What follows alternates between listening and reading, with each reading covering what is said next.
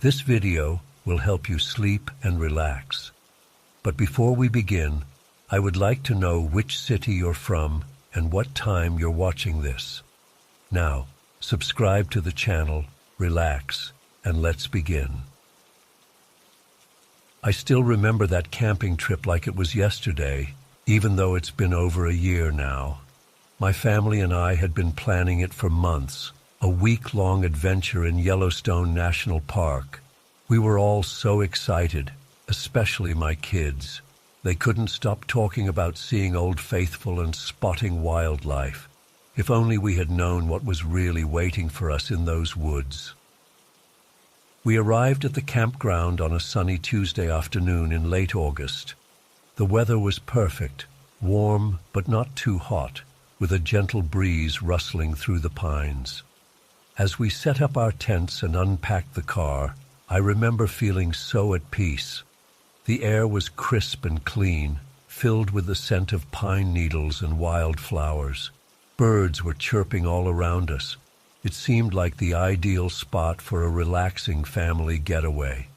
That first evening was lovely. We grilled hot dogs and s'mores over the campfire, telling stories and laughing together under the stars. The kids were thrilled to be sleeping in tents. As I zipped them into their sleeping bags that night, their eyes were shining with excitement for the week ahead.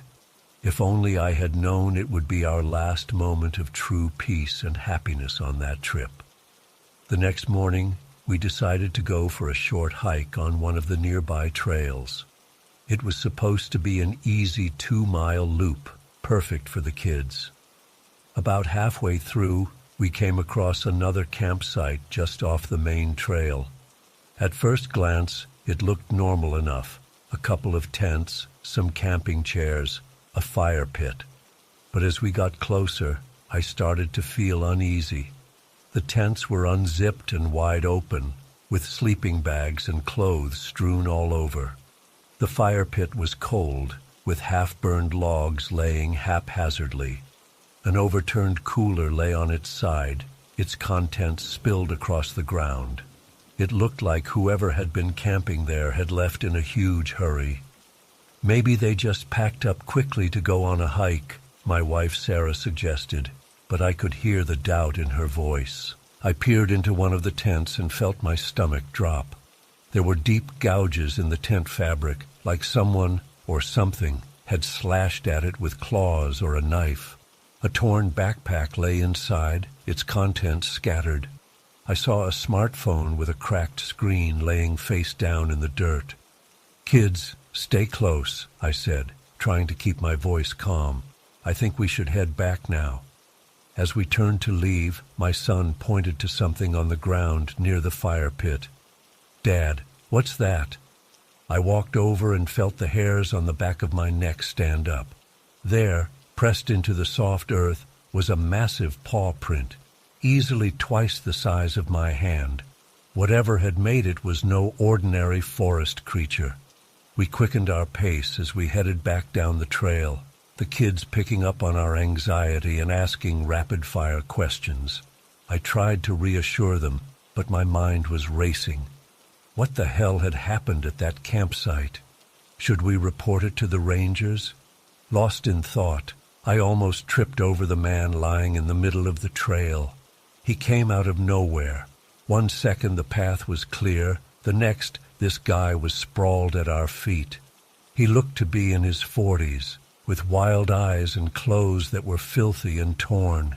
His skin was covered in scratches and bruises. "Help me," he wheezed, grabbing at my leg. "It's still out there. We have to get away." My wife screamed and pulled the kids back. I knelt down, torn between wanting to help this clearly traumatized man and needing to protect my family. "Sir, what happened? Are you hurt? We can call for help." But he just kept babbling, his eyes darting frantically around the forest. "No time, no time. It'll find us. Have to keep moving. Never should have come here. This forest, it's not right. Things in the trees. Watching, always watching." He struggled to his feet, swaying unsteadily. Before I could stop him, He lurched off into the underbrush, still muttering to himself. Within seconds, he had vanished from sight. We stood there in shocked silence for a moment. Then my daughter started crying, and my son asked in a small voice, "Daddy, what's going on?" I wished I had an answer for him. All I knew was that we needed to get back to our campsite immediately. We practically ran the rest of the way, jumping at every snapping twig or rustle in the bushes. Back at our tent, I tried calling the ranger station to report what we'd seen, but there was no cell service. The comm board by the bathrooms said the rangers wouldn't be back until tomorrow morning. We were on our own.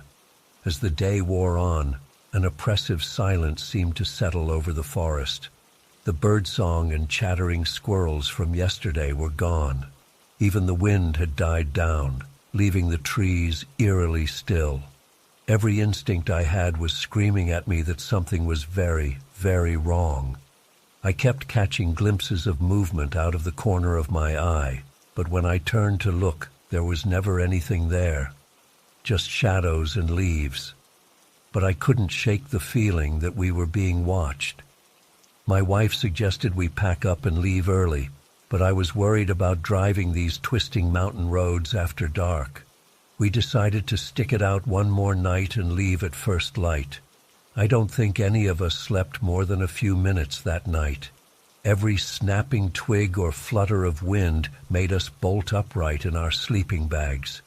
Just before dawn, I heard it, a low, rumbling growl that seemed to come from everywhere and nowhere at once.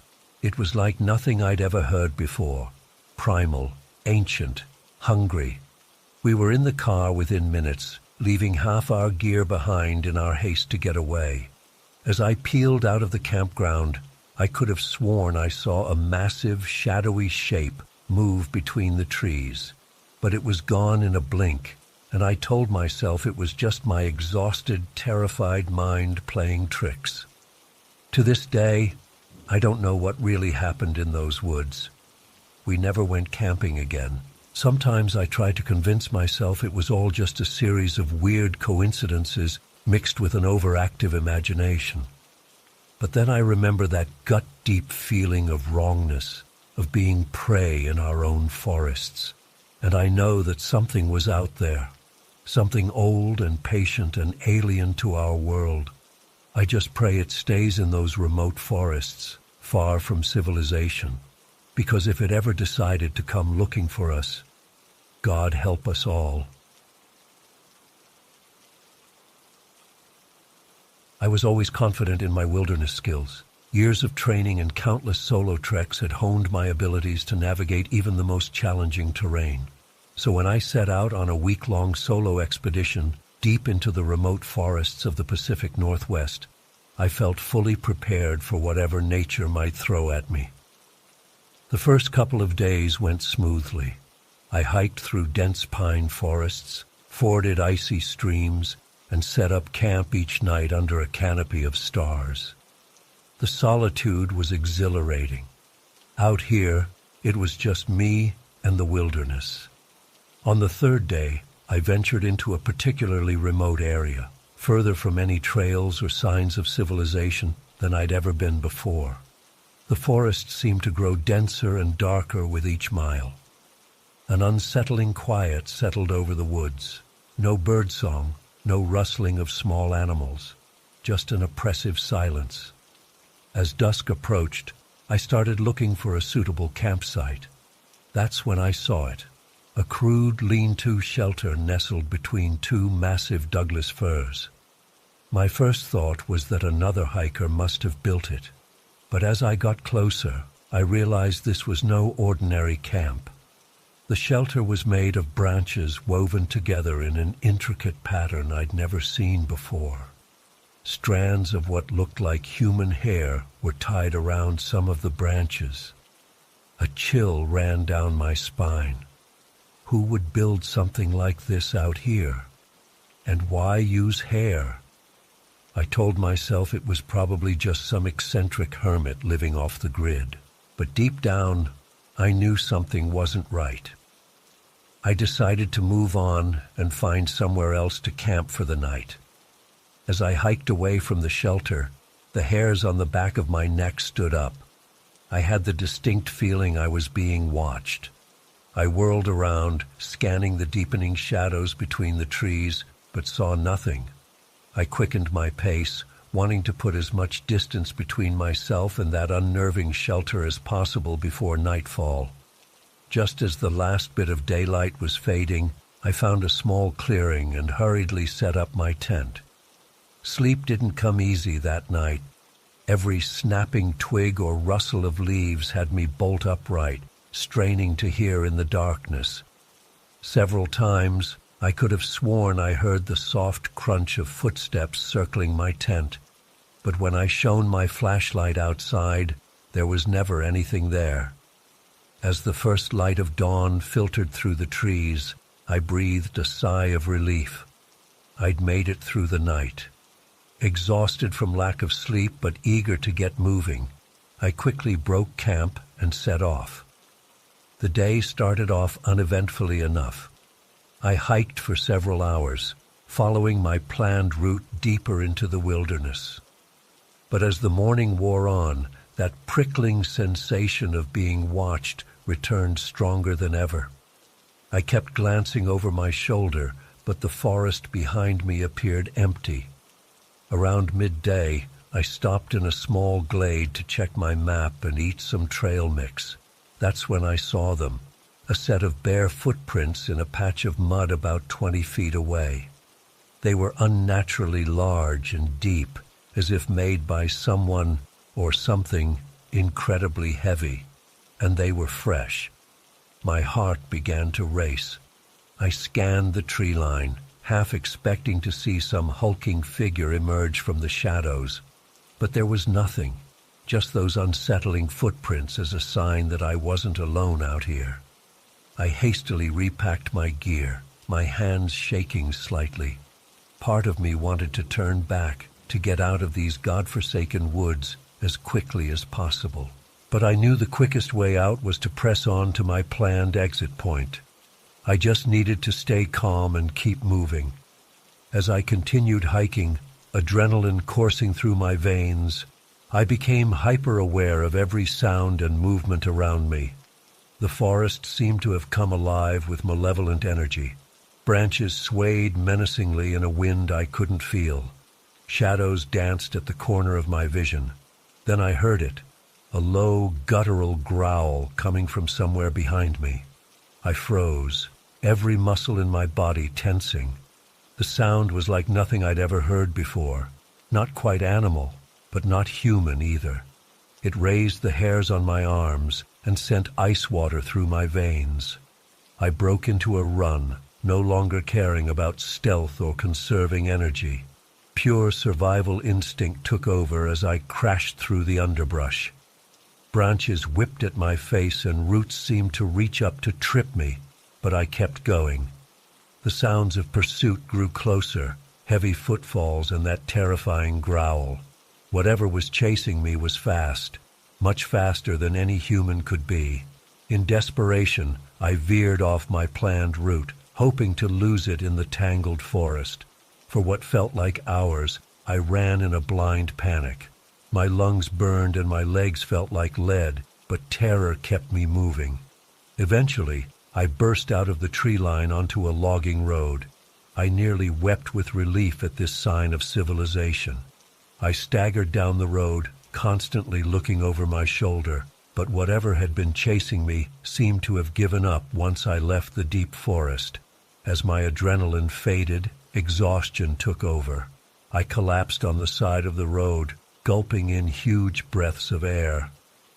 A few hours later, a logging truck came by and gave me a ride to the nearest town. I was a mess, clothes torn, covered in cuts and bruises, wild-eyed with fear.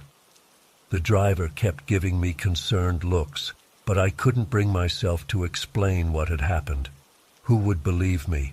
It's been months since that harrowing experience, but I still have nightmares about those woods.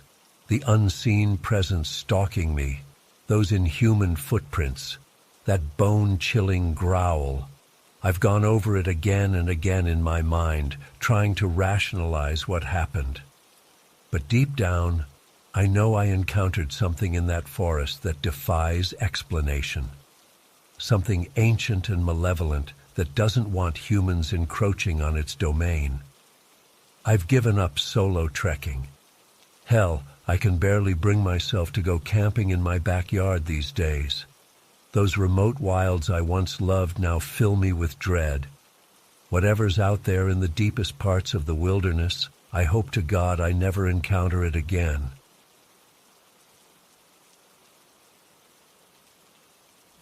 I've been an avid mountain climber for over a decade, always seeking out the next big challenge. But nothing could have prepared me for what happened on Mount Everest last year. It still haunts me to this day. I'd been planning the Everest expedition for months, meticulously going over every detail. As an experienced climber, I knew the risks, but I felt ready. The ascent started off well, challenging but manageable. The weather was clear as I made my way up, stopping at the various camps. Finally, after days of climbing, I reached the summit. The view was breathtaking, unlike anything I'd ever seen before. I felt on top of the world, literally, but my elation was short-lived. Within minutes, the weather shifted dramatically. Dark clouds rolled in and visibility dropped to near zero as a vicious storm engulfed the mountain. I knew I had to descend quickly before conditions worsened, but in the whiteout, I could barely see a few feet in front of me. The wind howled, pelting me with ice and snow. I carefully made my way down, relying on my experience and muscle memory. That's when things got truly terrifying. Through the swirling snow, I caught glimpses of a massive, shadowy figure moving nearby. At first I thought it was just my eyes playing tricks on me. But then I heard it, a low, guttural growl that made my blood run cold. This was no ordinary storm. I picked up my pace, heart pounding. Whatever was out there, it was hunting me. I could sense its presence, always just out of sight. The growling got closer. At one point, I saw massive footprints in the snow, bigger than any human or known animal. Panic set in as I realized I was being stalked by something not of this world. My training went out the window as raw survival instinct took over. I practically flew down the mountain, no longer caring about proper technique. My only thought was escape. The creature pursued relentlessly. Massive, fur-covered arms would emerge from the white void, swiping at me. Rows of razor-sharp teeth gleamed in the darkness. I caught flashes of red eyes watching me. My gear was torn, and I was bleeding from several cuts, but adrenaline kept me going. At one point, I lost my footing on some ice and started sliding uncontrollably down a steep section. I thought for sure this was the end, but somehow I managed to dig my ice axe in and stop my fall, mere feet from a sheer cliff edge. The thing's roar of frustration echoed off the mountain walls. I have no idea how long this nightmarish chase lasted. Time lost all meaning as I fought my way down through the blizzard, the monster always right behind me. My lungs burned and my muscles screamed in protest, but stopping meant certain death. Finally, I reached the lower camps where other climbers were waiting out the storm. As soon as I stumbled into view, barely conscious, they pulled me into a tent. I tried to warn them about the creature, but exhaustion overcame me and I passed out. When I came to, the storm had cleared. There was no sign of any monstrous snow beast. The other climbers said they hadn't seen or heard anything unusual, just the typical storm sounds. They assumed I was delirious from altitude sickness and exposure. But I know what I experienced was real. The claw marks on my gear and the wounds on my body weren't imaginary. Something inhuman hunted me on that mountain. I've tried to rationalize it. Maybe some unknown species of polar bear or ape. But deep down, I know it was something far stranger, something that defies explanation. I thought about mounting another expedition to search for evidence, but honestly, I'm too afraid to ever go back. That thing is still up there, waiting in the ice and snow. I've given up climbing altogether. My nerves can't handle it anymore. Sometimes I still wake up in a cold sweat, feeling like I'm back on that mountain with red eyes watching me from the darkness. I don't expect anyone to believe my story. If I hadn't lived through it myself, I wouldn't believe it either. But I'm sharing this as a warning to other climbers. There are things in this world beyond our understanding. If you hear strange sounds or see unexplained shadows while climbing, don't hesitate. Get off that mountain as fast as you can. Your life may depend on it. The memory of that day still chills me to the bone. I used to see mountains as an exciting challenge to be conquered. Now I see them as alien, hostile environments where ancient terrors lurk, waiting for unwary explorers to stumble into their domain. Be careful out there, and always trust your instincts. Some mysteries are better left unsolved.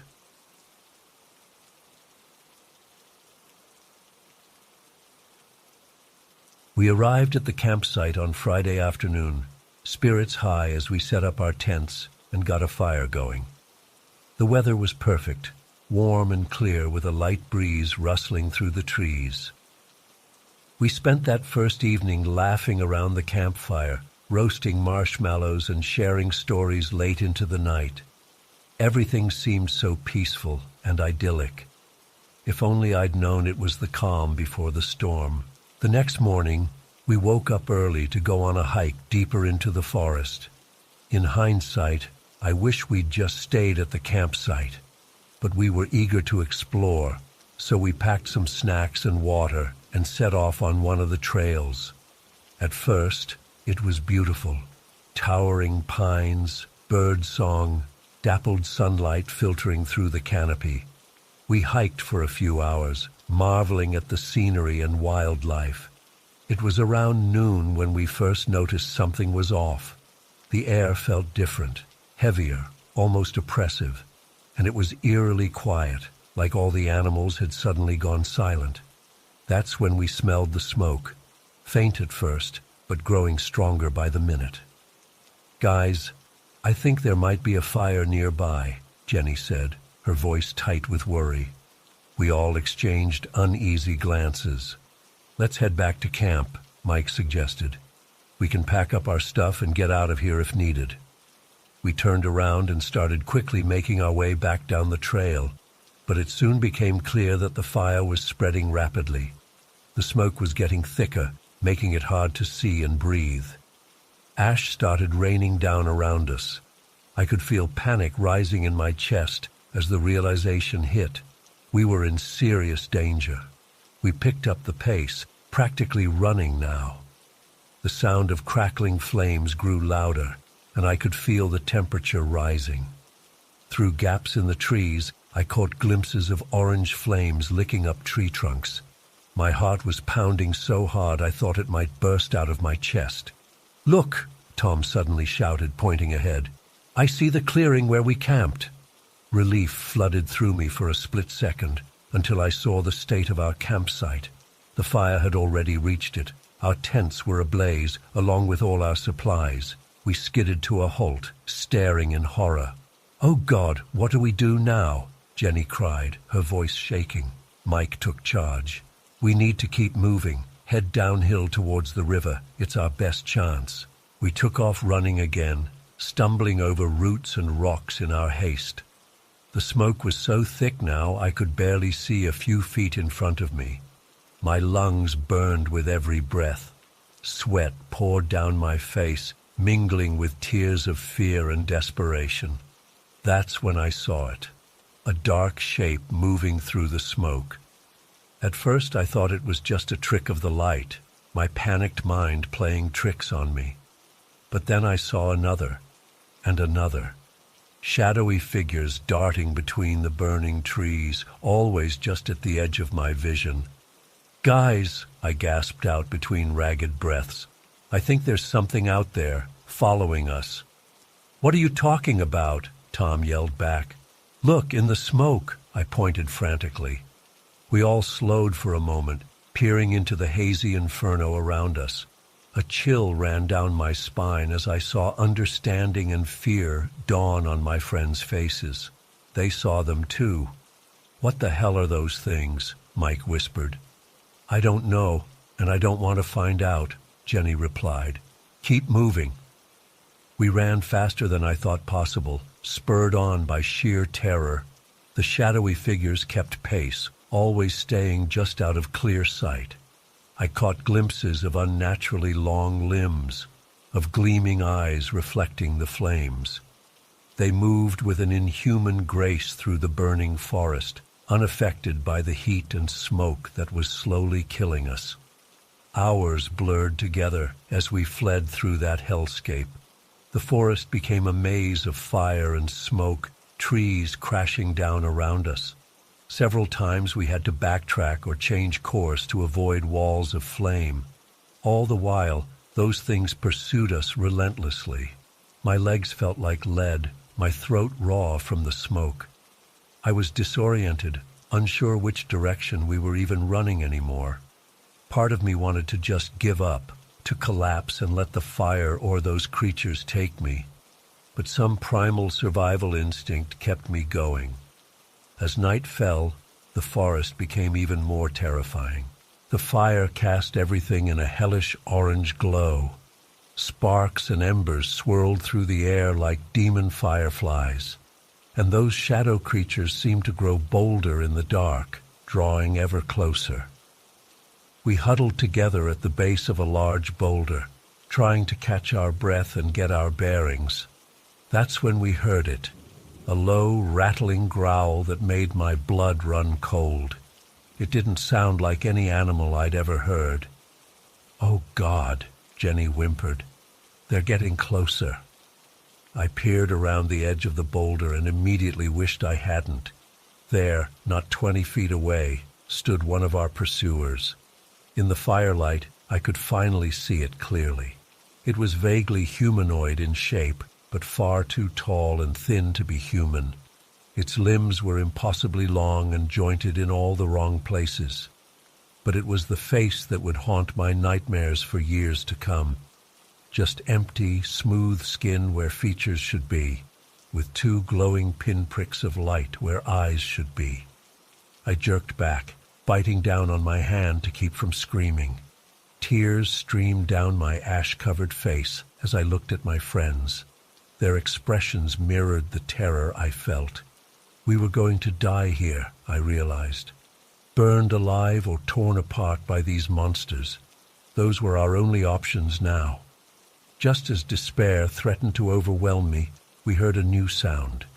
A steady thump, thump, thump that seemed to come from above. At first I thought it was just my own frantic heartbeat. But then a beam of light cut through the smoke. "Helicopters!" Mike shouted, pointing up. "Search and rescue!"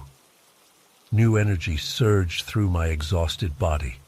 We leapt up, waving our arms and screaming at the top of our lungs. The beam of light swept over us, then locked on. I've never felt such overwhelming relief in my life. The next few minutes were a blur. Firefighters in protective gear rappelled down from the helicopter, quickly assessing our condition and getting us fitted with oxygen masks.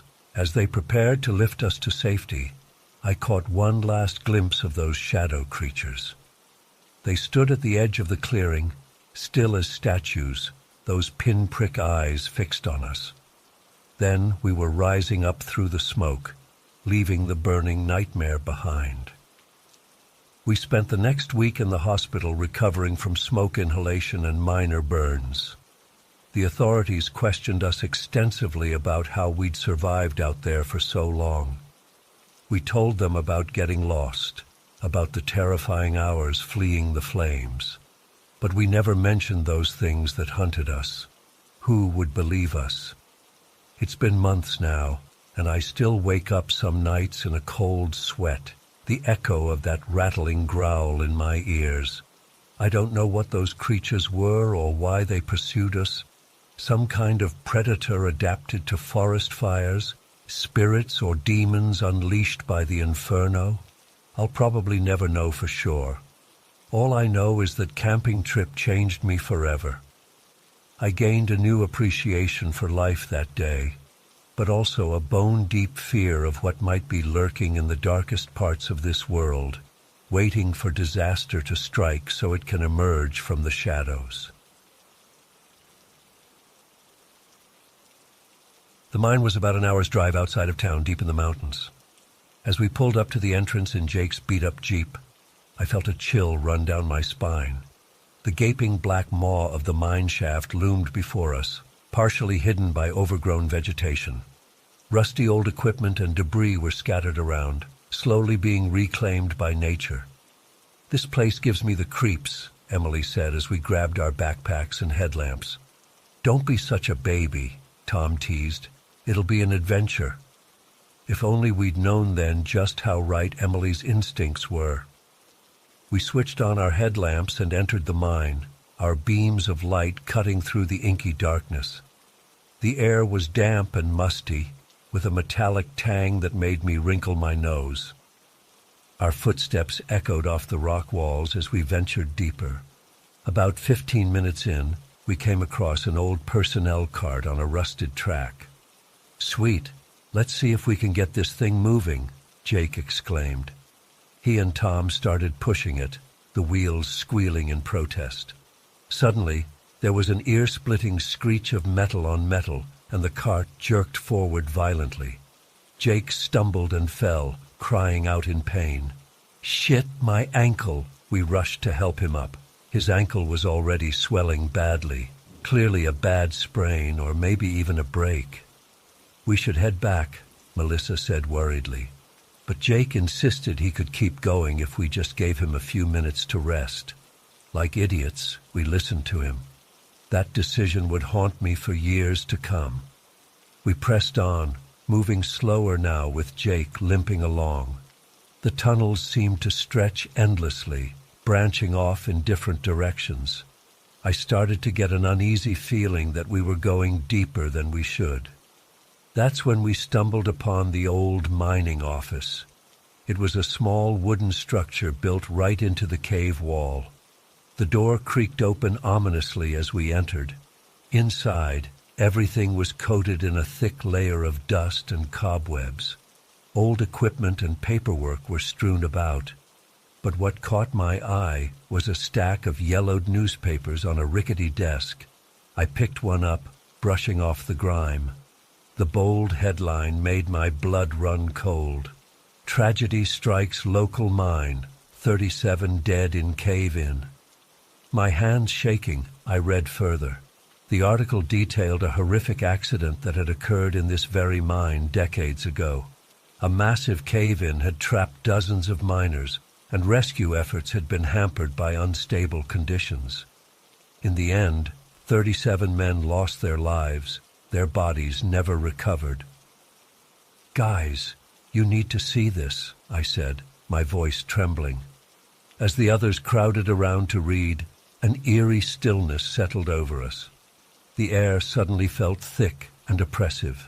That's when we heard it, a faint whispering sound echoing from deeper in the mine. We all froze, straining to listen. "Hello? Is someone there?" Tom called out. No response. Just more whispers. It almost sounded like muffled voices, but that was impossible. "It's just the wind," Jake said, but he didn't sound convinced. We all jumped as a loud bang echoed through the tunnels. It sounded like metal hitting rock, like someone was working deeper in the mine. "Okay, this is getting way too creepy," Emily said.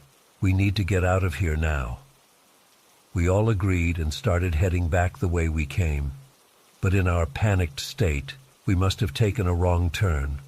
The tunnels all looked the same in the dim light of our headlamps.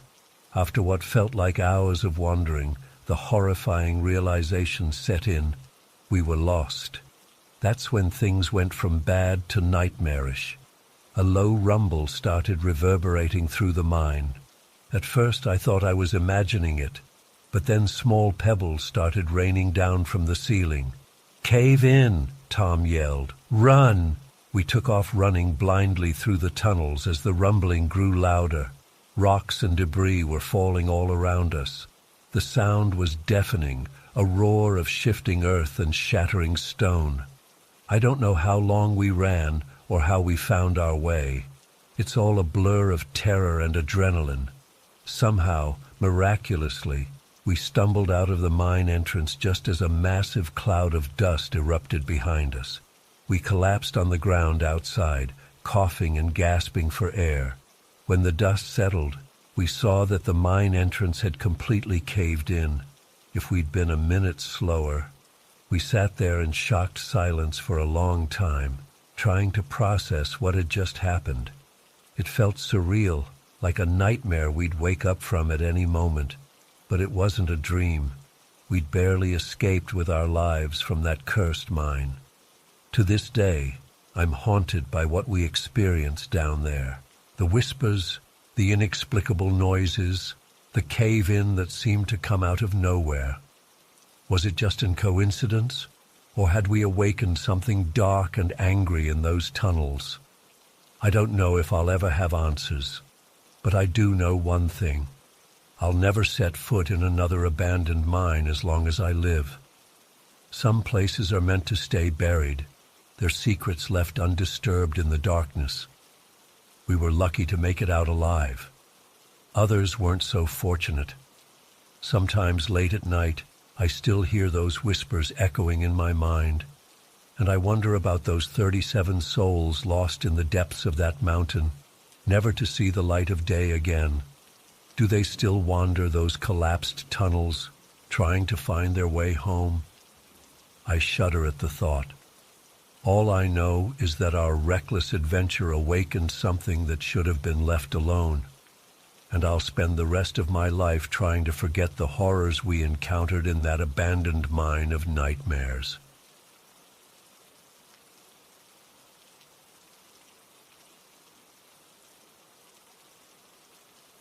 We arrived at the campsite on a sunny Friday afternoon, the air thick with excitement and the scent of pine.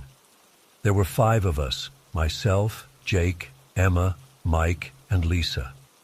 We quickly set up our tents and got a fire going, laughing and joking as we roasted marshmallows and shared stories under the starry sky.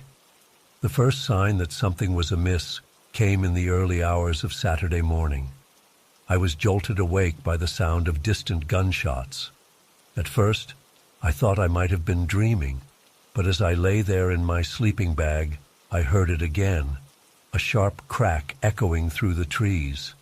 I nudged Jake awake, and we both listened intently.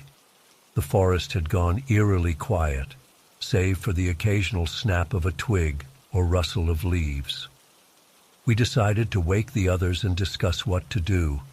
As we huddled around the smoldering remains of our campfire, the gunshots rang out again, closer this time. Emma, always the voice of reason, suggested we pack up and leave. But something inside me couldn't bear the thought of abandoning the forest and its creatures to whatever danger lurked in the shadows. We agreed to investigate, arming ourselves with whatever we could find, hiking poles, large branches, and a small hatchet we'd brought for firewood. With hearts pounding, we set off in the direction of the gunshots. As we crept through the underbrush, the acrid smell of gunpowder grew stronger. Suddenly, Mike grabbed my arm and pointed. Through a clearing, we saw them, a group of men dressed in camouflage, rifles slung over their shoulders. They were standing over the lifeless body of a magnificent elk, its antlers still proud even in death. The sight made my blood boil. This was a protected area, and hunting was strictly prohibited. These weren't hunters, they were poachers, and they were slaughtering endangered wildlife for profit. We watched in horror as they began to saw off the elk's antlers. That's when Lisa accidentally stepped on a dry branch, the crack echoing like a gunshot in the tense silence. The poachers whirled around, their eyes wild with surprise and anger. For a moment, time seemed to stand still as we stared at each other across the clearing. Then, all hell broke loose. One of the men raised his rifle, and I reacted on pure instinct. I hurled my hiking pole like a javelin, catching him in the chest and knocking him off balance. Jake charged forward with a roar, swinging his branch like a baseball bat. The forest erupted into chaos. Gunshots rang out, splintering trees and sending birds scattering into the sky. I saw Mike go down, clutching his leg, and rage surged through me. I tackled the nearest poacher, wrestling his rifle away and tossing it into the underbrush. Emma and Lisa were incredible, working together to trip and disarm another poacher. I'll never forget the look of fierce determination on Emma's face as she swung her hatchet, embedding it deep in a tree trunk inches from a poacher's head. The man's eyes went wide with fear, and he turned tail and ran. The fight seemed to last an eternity, but in reality, it was probably only a few minutes. Outnumbered and taken by surprise, the poachers eventually retreated, leaving behind their grisly trophies and wounded pride. As the adrenaline wore off, the reality of what had just happened began to sink in. Mike's leg was bleeding badly from a grazing bullet wound, and we were all covered in cuts and bruises. The once peaceful forest now felt alien and threatening. We quickly gathered our belongings and helped Mike back to our campsite. As we hurriedly packed up, I couldn't shake the feeling that we were being watched. Every snapping twig and rustling leaf sent shivers down my spine. The hike back to our cars was tense and silent, each of us lost in our own thoughts. We drove straight to the nearest ranger station to report what had happened. The rangers were shocked and grateful for our information, promising to increase patrols and investigate thoroughly. As we sat in the emergency room waiting for Mike to get patched up, the weight of our experience truly hit me. We had gone into those woods as carefree friends looking for a fun weekend. We emerged as battle-worn survivors, bonded by a shared trauma that would link us forever. In the weeks that followed, I found myself jumping at every loud noise, my dreams haunted by the sound of gunshots and the lifeless eyes of that majestic elk.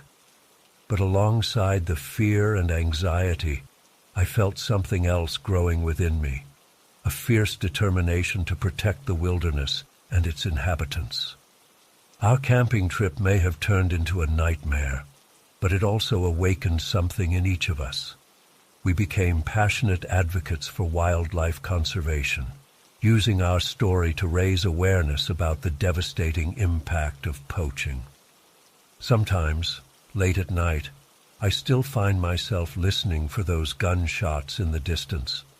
But now, instead of fear, I feel a sense of purpose.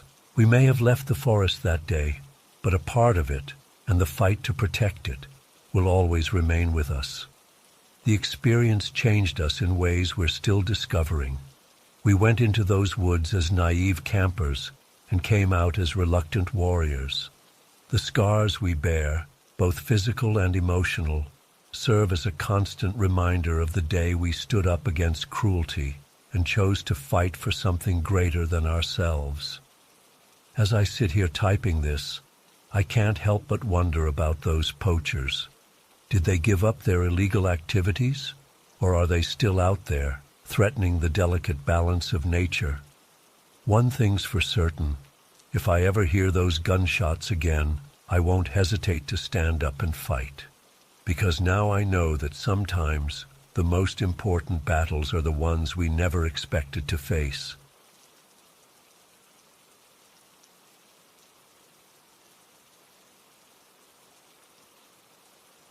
Still remember that day like it was yesterday.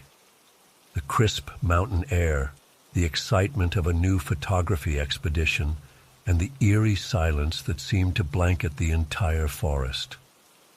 I'd been planning this solo trip for months, eager to capture the raw beauty of the wilderness without any distractions.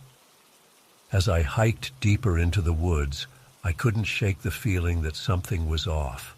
The birds weren't singing, and even the wind seemed to hold its breath. But I brushed it off, chalking it up to pre-shoot jitters. I'd been doing this for years, after all. What could possibly go wrong? I set up my first shot near a babbling brook, framing the perfect composition of water, rocks, and towering pines. As I clicked away, I felt a chill run down my spine. It was probably just the cool mist from the water, I told myself. But deep down, I knew it was something else. Moving on to my next location, I found a clearing with an old, gnarled tree that practically begged to be photographed. As I adjusted my lens, I caught a flicker of movement in my peripheral vision. I spun around, heart racing, but saw nothing but shadows and leaves. "Get it together," I muttered to myself. "You're letting your imagination run wild." I continued shooting throughout the day, each location more breathtaking than the last. But with each click of the shutter, that uneasy feeling grew stronger. It was as if invisible eyes were boring into the back of my skull, watching my every move. As the sun began to set, I decided to call it a day and head back to my campsite. I couldn't wait to review the shots I'd taken, hoping they'd be some of my best work yet. Little did I know, I was about to discover something that would change my life forever. Back at camp, I pulled out my laptop and began transferring the images. As they loaded onto the screen, my blood ran cold. In the background of nearly every photo, partially hidden by trees or rocks, were dark, shadowy figures. At first, I thought it might be a trick of the light or a smudge on my lens. But as I zoomed in, I realized with growing horror that these were no optical illusions. The figures were humanoid in shape, but wrong somehow. Too tall, too thin, with limbs that seemed to bend at impossible angles. And their eyes, God, their eyes. Even in the grainy images, I could see them glowing with an otherworldly light. My hands shook as I flipped through photo after photo. In some, the figures were barely visible, just a hint of darkness at the edge of the frame. In others, they were bold enough to stand in plain sight, as if daring me to notice them. And the most terrifying part? In each successive image, they seemed to be getting closer. I slammed my laptop shut, my heart pounding so hard I thought it might burst out of my chest. I grabbed my flashlight and stumbled out of the tent, sweeping the beam across the campsite. The woods were pitch black now, and every shadow seemed to move and writhe with a life of its own. "Hello?" I called out, my voice cracking. "Is anyone there?" Silence, but not the peaceful silence of nature. This was a heavy, oppressive quiet that seemed to swallow up my words. And then, just at the edge of my hearing, I heard it. A soft, rattling breath that didn't sound human at all. I didn't even bother packing up my gear. I grabbed my car keys and ran, crashing through the underbrush like a madman. Branches whipped at my face, and roots seemed to reach up to trip me. But I didn't slow down. I could feel them behind me, getting closer with each passing second. When I finally reached my car, I fumbled with the keys, dropping them twice before managing to unlock the door. As I slammed it shut and started the engine, I caught a glimpse of something in my rearview mirror. A tall, impossibly thin figure standing at the edge of the tree line, its glowing eyes fixed directly on me. I floored it, tires spitting gravel as I tore out of the parking area. I didn't slow down until I hit the main highway, and even then I kept checking my mirrors, half expecting to see those glowing eyes in the back seat. It's been weeks since that night, and I still can't bring myself to look at those photos again. I've tried to rationalize it, to convince myself it was all in my head, but deep down, I know what I saw. Those things were real, and they were watching me the entire time I was in those woods. I've given up nature photography. Hell, I can barely bring myself to step outside my apartment these days, because every time I do, I feel those eyes on me again, watching, waiting, and I can't shake the feeling that someday they're going to finish what they started in those woods. I don't know what those things were or why they were following me, but I do know one thing for certain. We are not alone in this world, and some things are better left unphotographed and undiscovered. If you're planning a solo trip into the wilderness, take my advice. Bring a friend, keep your wits about you, and for God's sake, check your photos. You never know what might be lurking in the background, just out of sight. As for me, I'm done with the great outdoors. I'll stick to city skylines and portrait photography from now on.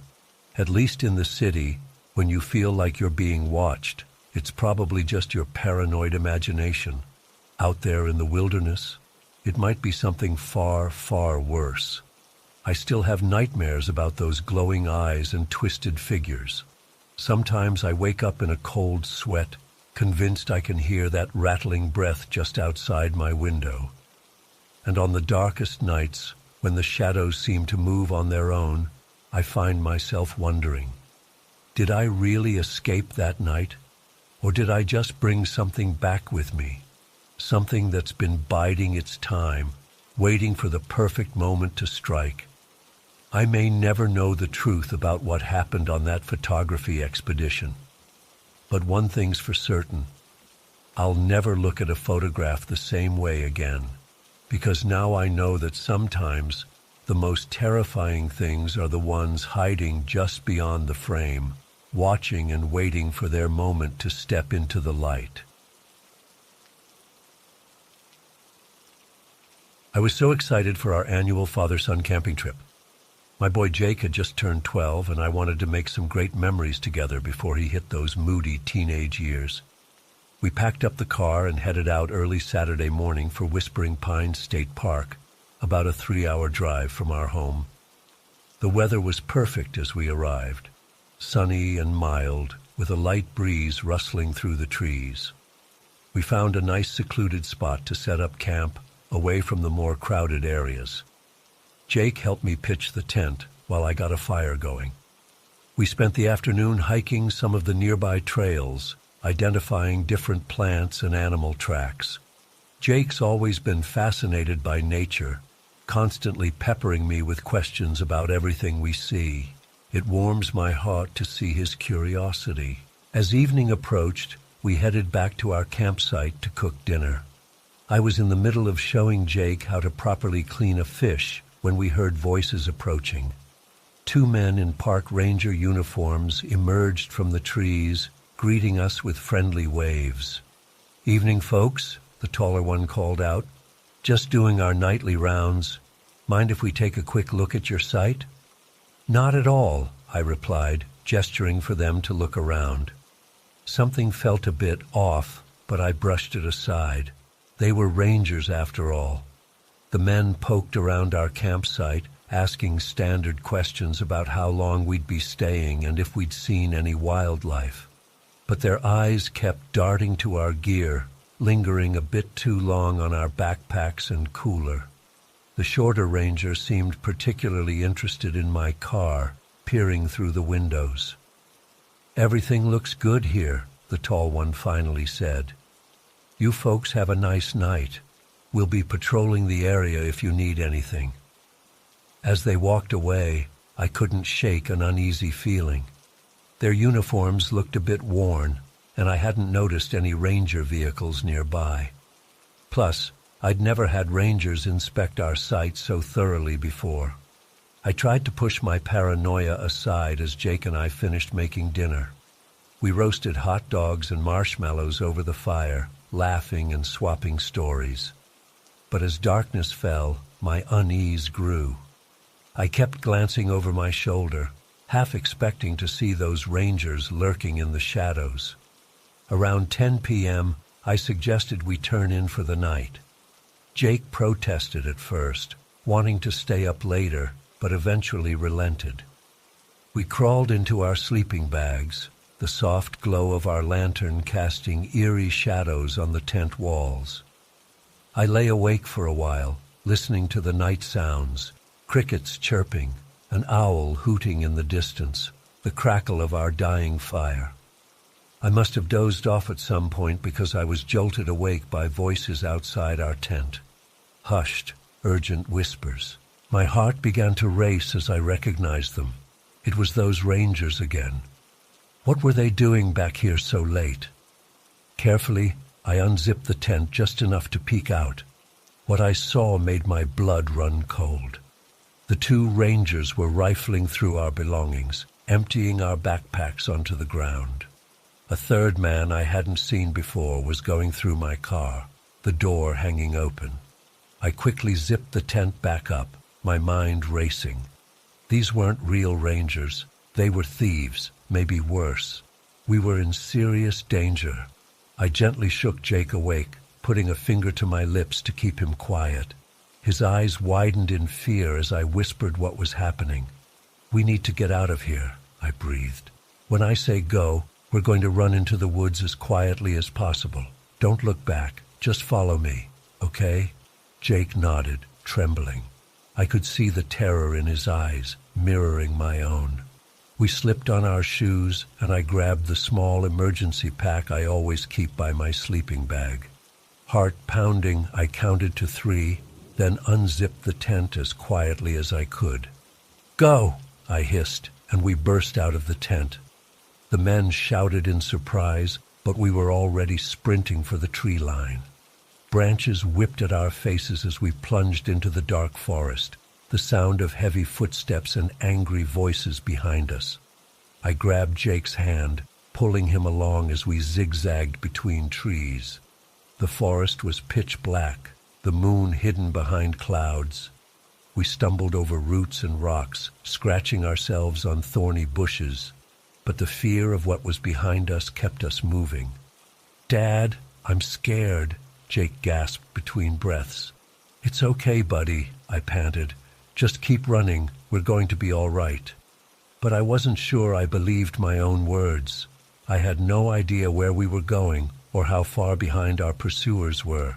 The woods seemed to stretch on endlessly, each tree looking the same as the last in the darkness.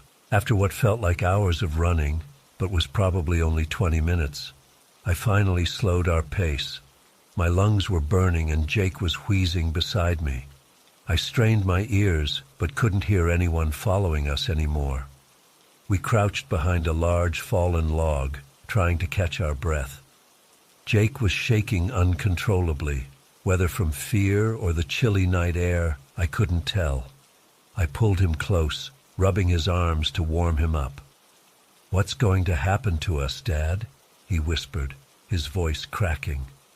"We're going to be fine," I assured him, trying to keep the tremor out of my own voice. "We just need to wait here until morning, then we'll find our way back to the ranger station, the real rangers."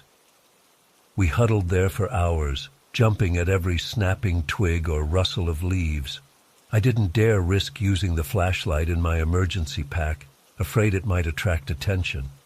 Instead, I focused on comforting Jake, telling him stories to distract him from our terrifying situation. As the sky began to lighten, I finally allowed myself to relax a little. We'd made it through the night. Jake had eventually fallen into a fitful sleep against my shoulder, and I gently woke him as dawn broke. "Come on, buddy. Let's try to find our way out of here." We started walking, hoping to find a trail or some sign of civilization. After about an hour, we stumbled upon a hiking path. Relief washed over me. This had to lead somewhere. We followed it for another couple of miles before finally hearing voices ahead. Real voices this time, cheerful hikers out for a morning trek. I've never been so happy to see strangers in my life. We must have looked a sight, scratched up, covered in dirt, leaves in our hair. The hikers immediately offered help, sharing their water and granola bars. One of them had a satellite phone and called for assistance. The real park rangers arrived about 30 minutes later. They were shocked by our story and immediately sent out search parties to look for the imposters. They drove us to the ranger station where we gave our official statements. Our campsite had been completely ransacked, all our valuables stolen. But I didn't care about any of that. Jake and I were safe, and that's all that mattered. We never did find out who those men were or why they targeted us. The rangers increased patrols in the area, but the thieves seemed to have vanished without a trace. Sometimes I still wake up in a cold sweat, imagining those footsteps chasing us through the dark woods.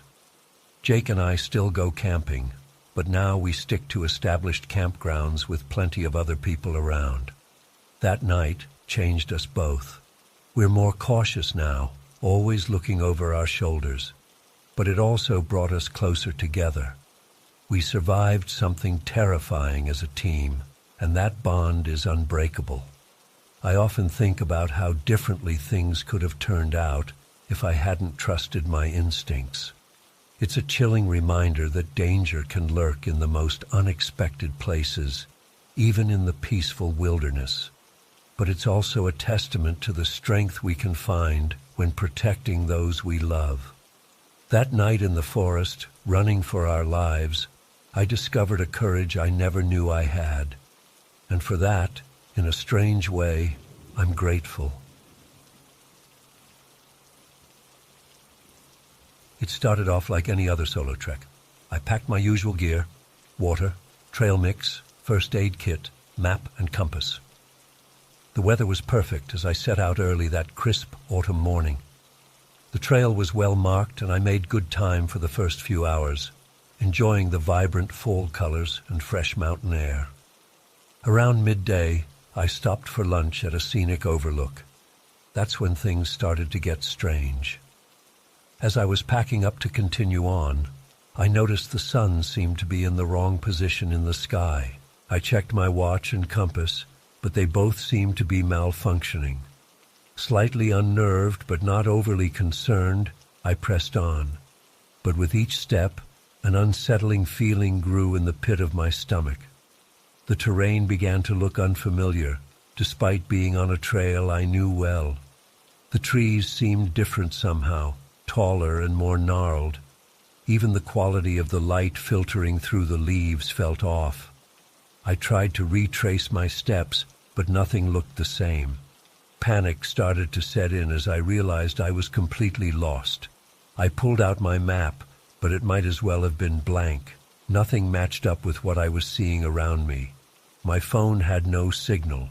As the afternoon wore on, my confusion and fear mounted. How was this possible? I was an expert navigator, intimately familiar with these trails. Yet I felt like I had somehow been transported to an alien landscape. Just as despair was about to overwhelm me, I spotted a family up ahead on the trail. A man, woman, and 2 young kids. Relief washed over me as I jogged to catch up with them. "Excuse me," I called out. "I hate to bother you, but I seem to be completely turned around. Can you tell me where exactly we are?" The father gave me a quizzical look. "We're in Glacier National Park, about 2 miles from Logan Pass." I stared at him in disbelief. That's impossible. I started my hike this morning in Georgia. Glacier is over 2,000 miles away." The family exchanged worried glances. "Sir, are you feeling all right?" the mother asked gently. "Do you need medical assistance?" I assured them I was fine, just very confused. They seemed unconvinced, but pointed me in the direction of the nearest ranger station before continuing on their way. My mind reeled as I tried to process this impossible information. How could I have traveled halfway across the country in just a few hours? Was I hallucinating? Having some kind of mental breakdown? Nothing made sense. With no better options, I decided to follow the family's directions to the ranger station. But after walking for what felt like hours, there was still no sign of it. The sun was starting to set, and I knew I needed to find shelter for the night. As darkness fell, the forest took on an eerie quality. Shadows seemed to move of their own accord. Strange whispers echoed through the trees, just on the edge of comprehension. An overwhelming sense of being watched prickled at the back of my neck. I was about to give up and make camp for the night when I spotted a dim light through the trees. Heart pounding, I made my way towards it. As I drew closer, I realized it was coming from a small cabin. Immense relief flooded through me. Finally, I could get some help and figure out what the hell was going on. I rushed up to the door and knocked frantically. "Hello? Is anyone there? Please, I need help." The door creaked open, revealing a familiar face. It was the father from the hiking family I'd encountered earlier. But something was off. His eyes seemed glassy and unfocused, his movements oddly stiff.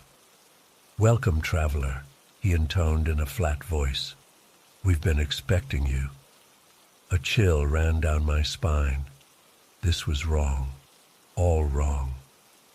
I backed away slowly, mumbling an apology. As I retreated, I caught a glimpse through the doorway of the rest of the family, seated around a table, completely motionless, with the same vacant expressions. I turned and ran blindly into the forest, heart pounding in my ears. Branches whipped at my face as I crashed through the underbrush. I had no idea where I was going, only that I needed to get as far away from that cabin as possible. After what felt like hours of running, I finally collapsed to the ground, gasping for breath. As my panic subsided, confusion set in once again. What the hell was happening to me? I must have dozed off at some point, because the next thing I knew, wan morning light was filtering through the trees. Groaning, I pulled myself to my feet, muscles aching from sleeping on the hard ground. Looking around, I realized I was in yet another unfamiliar landscape. Gone were the towering mountains of glacier. Now I seemed to be in a dense, swampy area. The air was thick with humidity, and I could hear the drone of insects all around. Disoriented and dehydrated, I stumbled forward, hoping to find some source of water. As I pushed through the underbrush, my foot suddenly sank into mud up to my knee. I tried to pull free, but only managed to sink deeper. Quicksand. Panic gripped me as I thrashed, trying desperately to escape the sucking mud. But the more I struggled, the faster I sank. Just as the mud reached my chest, I felt strong hands grip my arms. With a mighty heave, I was pulled free of the muck and dragged onto solid ground. Coughing and spluttering, I looked up to see my rescuers. My blood ran cold. It was the hiking family again. But this time, instead of blank stares, their faces were twisted into grotesque, leering grins. "Careful there, friend," the father said, his voice dripping with malice. "Wouldn't want to lose you just yet. The fun's only just beginning."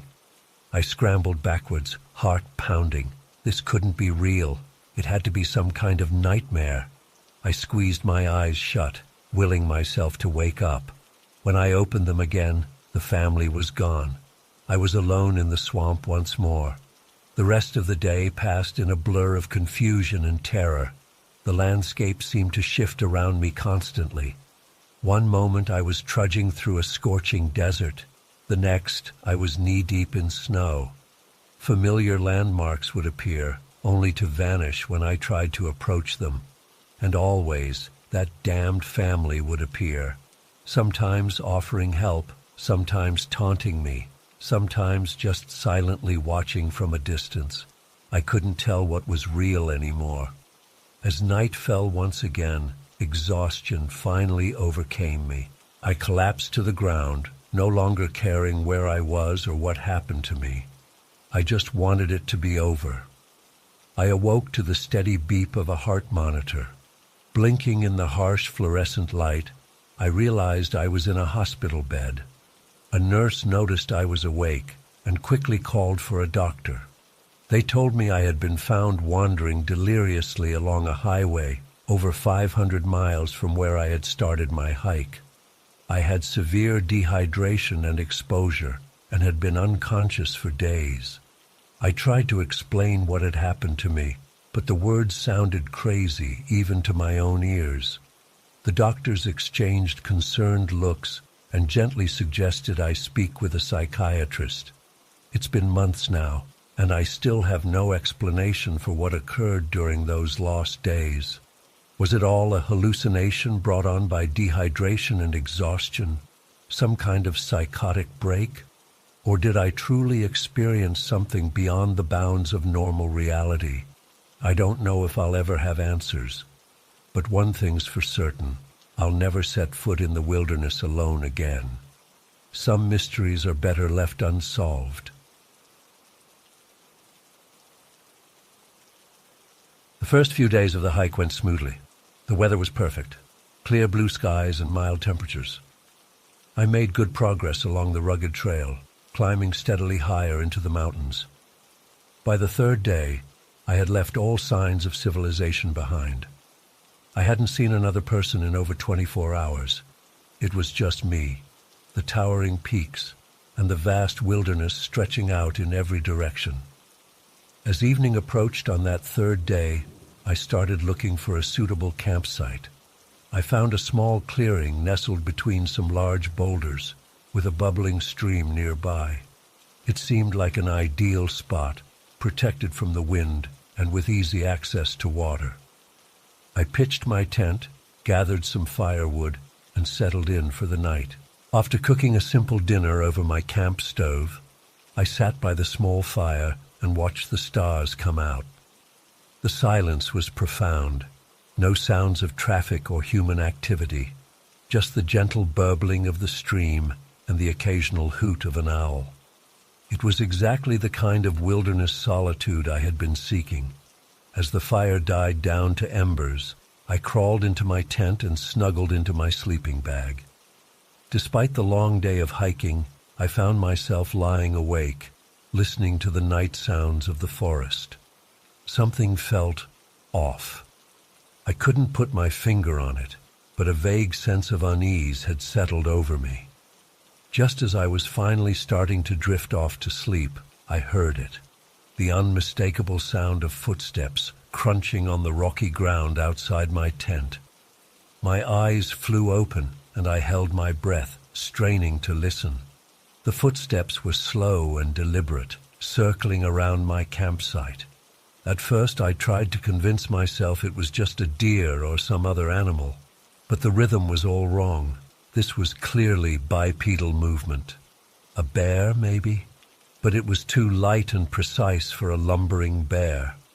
The footsteps completed a circuit of my campsite and then paused directly in front of my tent. I lay there rigid with fear, hardly daring to breathe. Whatever was out there was now only inches away from me, separated by just the thin fabric of the tent. I could hear deep, raspy breathing. The hair on the back of my neck stood up. This was no animal. The breathing sounded disturbingly human-like, but somehow wrong, predatory, malevolent. For what felt like an eternity, the presence remained there, just outside my tent. I was frozen in terror, unable to move or make a sound. My mind raced through possibilities. Another hiker? A deranged murderer? Some kind of cryptid or supernatural entity? None of the explanations I could come up with made any sense. Finally, after what must have been at least 10 minutes but felt like hours, I heard the footsteps slowly move away from my tent. They receded into the distance until I could no longer hear them. But the sense of being watched, of being hunted, remained. I lay there for the rest of the night, wide awake and on high alert. Every snapping twig or rustling leaf sent a jolt of adrenaline through my body. I clutched my hunting knife tightly, though I knew it would be of little use against whatever was out there. When the first light of dawn finally began to illuminate my tent, I quickly packed up my gear, and got the hell out of there. I abandoned my planned route and made a beeline for the nearest trailhead, hiking at a furious pace. It took me 2 exhausting days of nearly non-stop hiking to reach civilization again. In the light of day, I tried to rationalize what had happened. Maybe it was just my imagination running wild, fueled by too many campfire horror stories. Maybe there was a logical explanation that I was overlooking. But deep down, I knew that what I experienced was real. Something had stalked my camp that night, something that didn't belong in this world. The overwhelming sense of malice and wrongness I felt is seared into my memory. I've done a lot of research since then, trying to find similar reports or experiences in that area. While I haven't found anything definitive, there are whispered stories among longtime locals and avid backcountry hikers. Tales of inexplicable noises in the night, of hikers going missing without a trace, of ancient native legends warning of evil spirits in those mountains. Whatever it was, the encounter has changed me profoundly. I used to find peace and joy in the solitude of nature.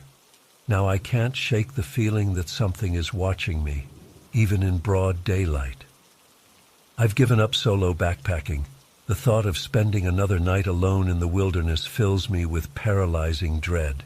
I know how crazy this all sounds.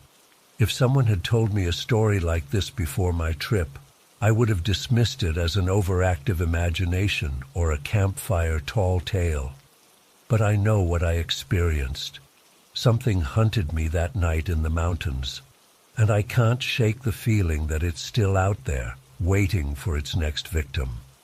So if you're planning a wilderness trek, especially in remote areas, please be careful. Don't go alone if you can avoid it. And if you hear footsteps approaching your tent in the dead of night, well, I hope you never have to experience the terror that I did. I still love the mountains and the outdoors, but now when I look at those majestic peaks and vast forests, I can't help but wonder what secrets and horrors they might be hiding. The wilderness is beautiful, but it can also be a place of unfathomable danger. My experience taught me that there are things out there beyond our understanding, things that are better left undisturbed. I don't know if I'll ever fully recover from that night. The sound of those footsteps, the raspy breathing, the overwhelming sense of malevolent presence, it's all seared into my memory. Sometimes I wake up in a cold sweat, convinced I can hear those same footsteps circling my house. I've tried therapy, meditation, even medication to deal with the anxiety and PTSD, but nothing seems to fully banish the lingering dread. Part of me wonders if I'll ever feel truly safe again, even in the comfort of my own home. I've become somewhat obsessed with trying to uncover the truth about what happened. I've spent countless hours scouring online forums, old newspapers, and local historical records, looking for any similar accounts or clues. I've reached out to park rangers, wilderness guides, and cryptozoology enthusiasts. While I haven't found any definitive answers, I've uncovered enough to convince me that I'm not alone in my experience. There are other stories out there, hushed accounts of hikers encountering unexplainable phenomena in those same mountains, sightings of shadowy figures that defy explanation, eerie sounds echoing through remote valleys, unsolved disappearances dating back decades. The locals tend to avoid talking about it, but there's a palpable undercurrent of unease when the subject comes up. The indigenous people of the region have legends warning of malevolent spirits and forbidden areas in the high country. Early explorers and trappers wrote in their journals of inexplicable events and a pervasive sense of being watched by unseen eyes. I don't know what to make of it all. I'm not typically prone to belief in the supernatural or paranormal, but I know what I experienced, and I can't simply dismiss it, Whatever was out there that night was real, and it was unlike anything in the natural world. Sometimes I'm tempted to go back, to try to face my fears and uncover the truth. But the thought of entering those mountains again fills me with a primal, paralyzing dread. For now, I'll continue my research from the safety of civilization, hoping to shed light on the dark mystery lurking in the wilderness. If you're heading into the backcountry, especially in remote areas, please be careful. Trust your instincts. And if you experience anything unusual or unsettling, don't hesitate to get out of there. The wilderness can be a place of profound beauty and spiritual renewal, but it can also harbor dangers beyond our comprehension. I used to think I was prepared for anything the backcountry could throw at me. Now I know better. There are things out there in the dark places of the world that defy explanation, things that are better left alone. My encounter has left me forever changed, always looking over my shoulder, never quite able to shake the feeling that I'm being watched. The wilderness still calls to me, but now that call is tinged with dread and the memory of those footsteps in the night.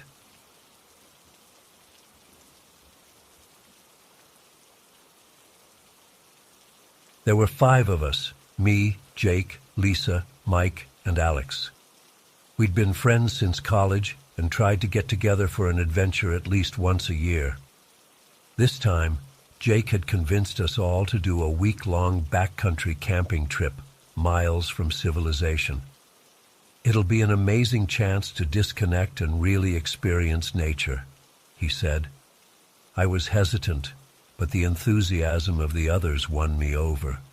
The first couple of days were actually pretty great. We hiked through stunning mountain scenery, set up camp by crystal-clear streams, and spent our evenings around the campfire sharing stories and roasting marshmallows. I was starting to understand the appeal of this whole camping thing. On the 3rd night, everything changed. We had set up camp in a small clearing surrounded by dense forest. As darkness fell, an uneasy feeling settled over me. The usual nighttime sounds of the forest seemed muted, replaced by an eerie silence. I tried to shake it off, telling myself I was just being paranoid.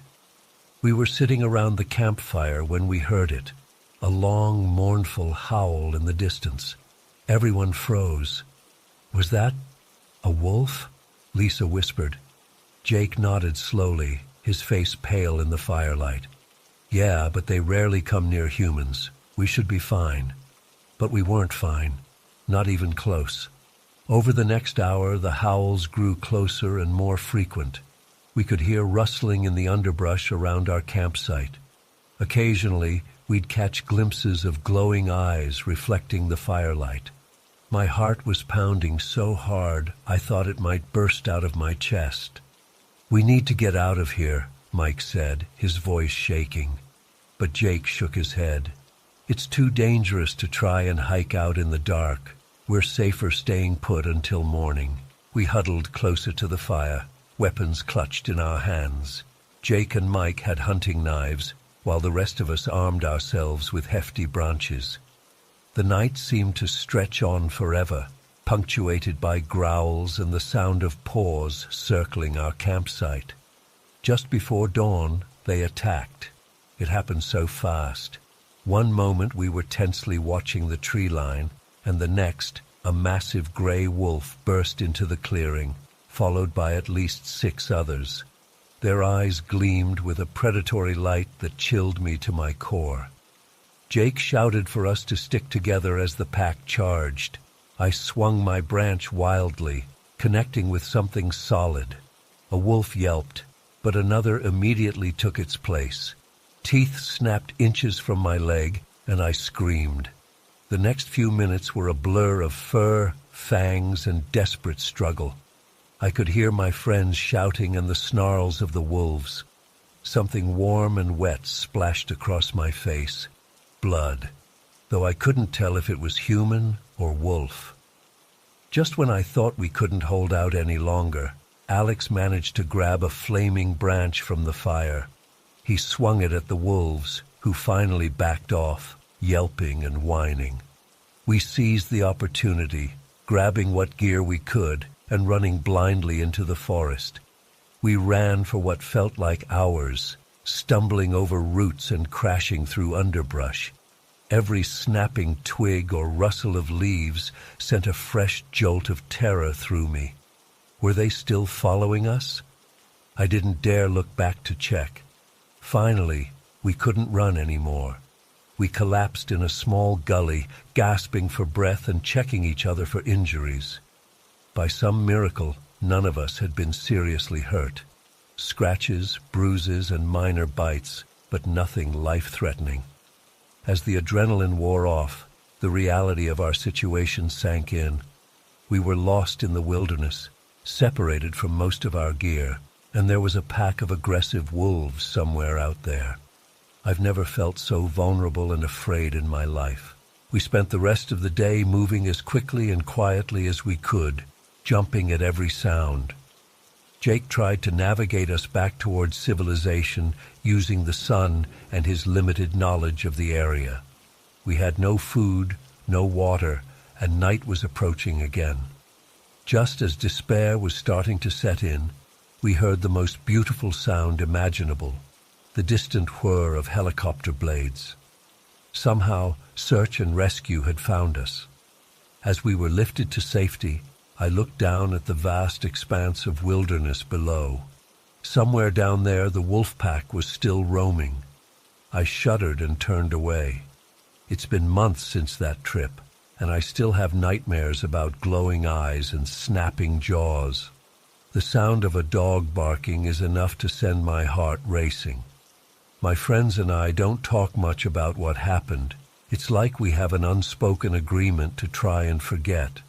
But I know I'll never really forget.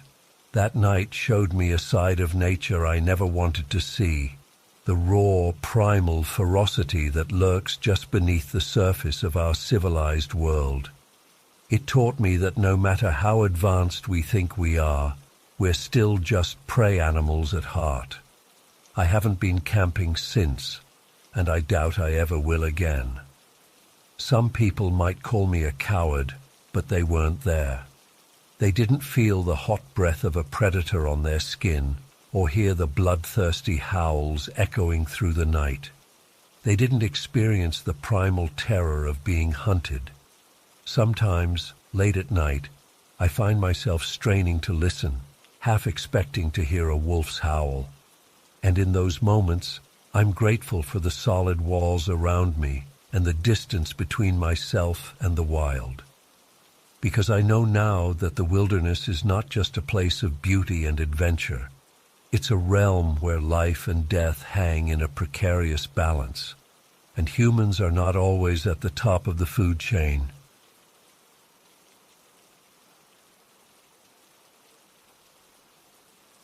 First day of our hike was uneventful.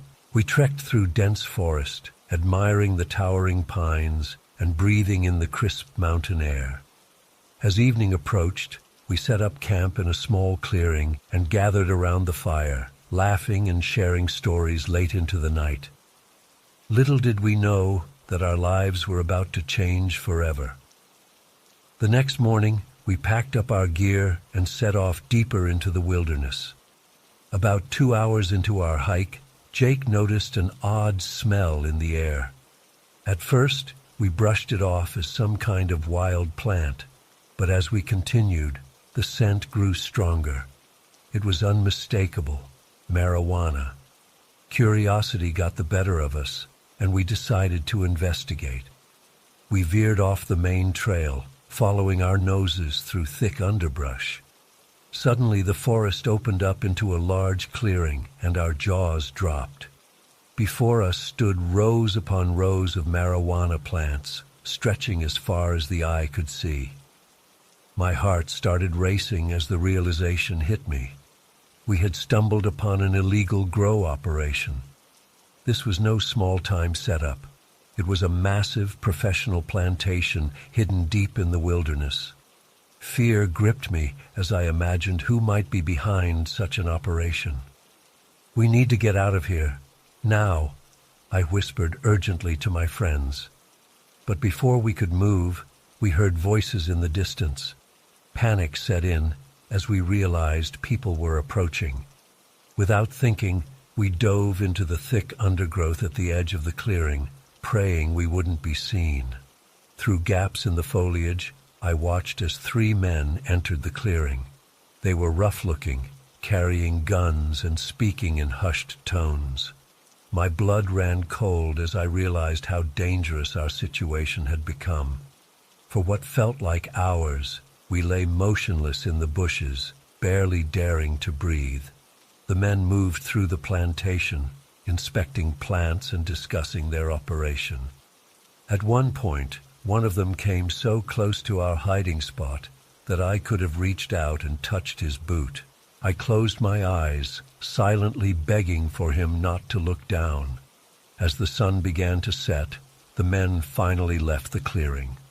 We waited for another agonizing hour, making sure they were truly gone before we dared to move.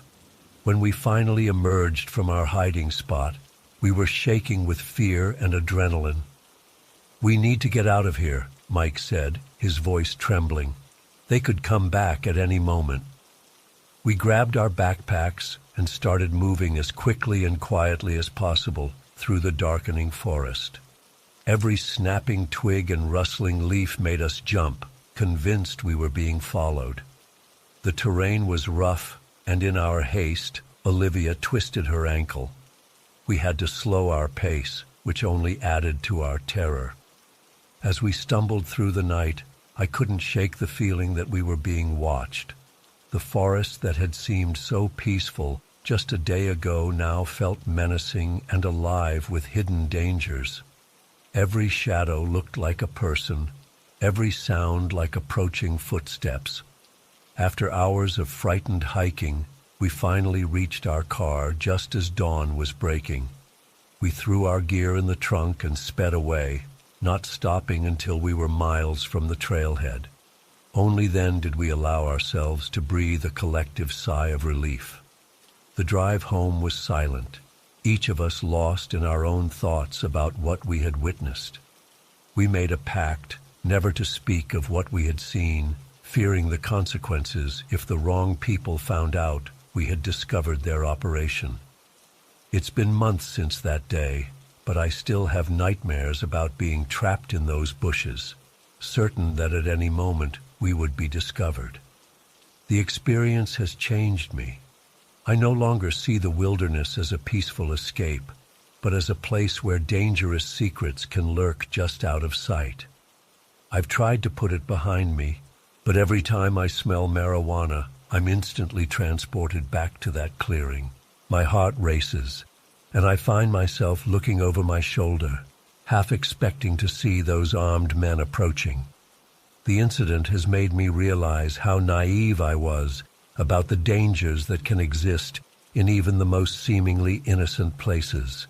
It's a harsh reminder that the world can be a far more dangerous place than we like to believe. I still go hiking occasionally, but never far from populated areas.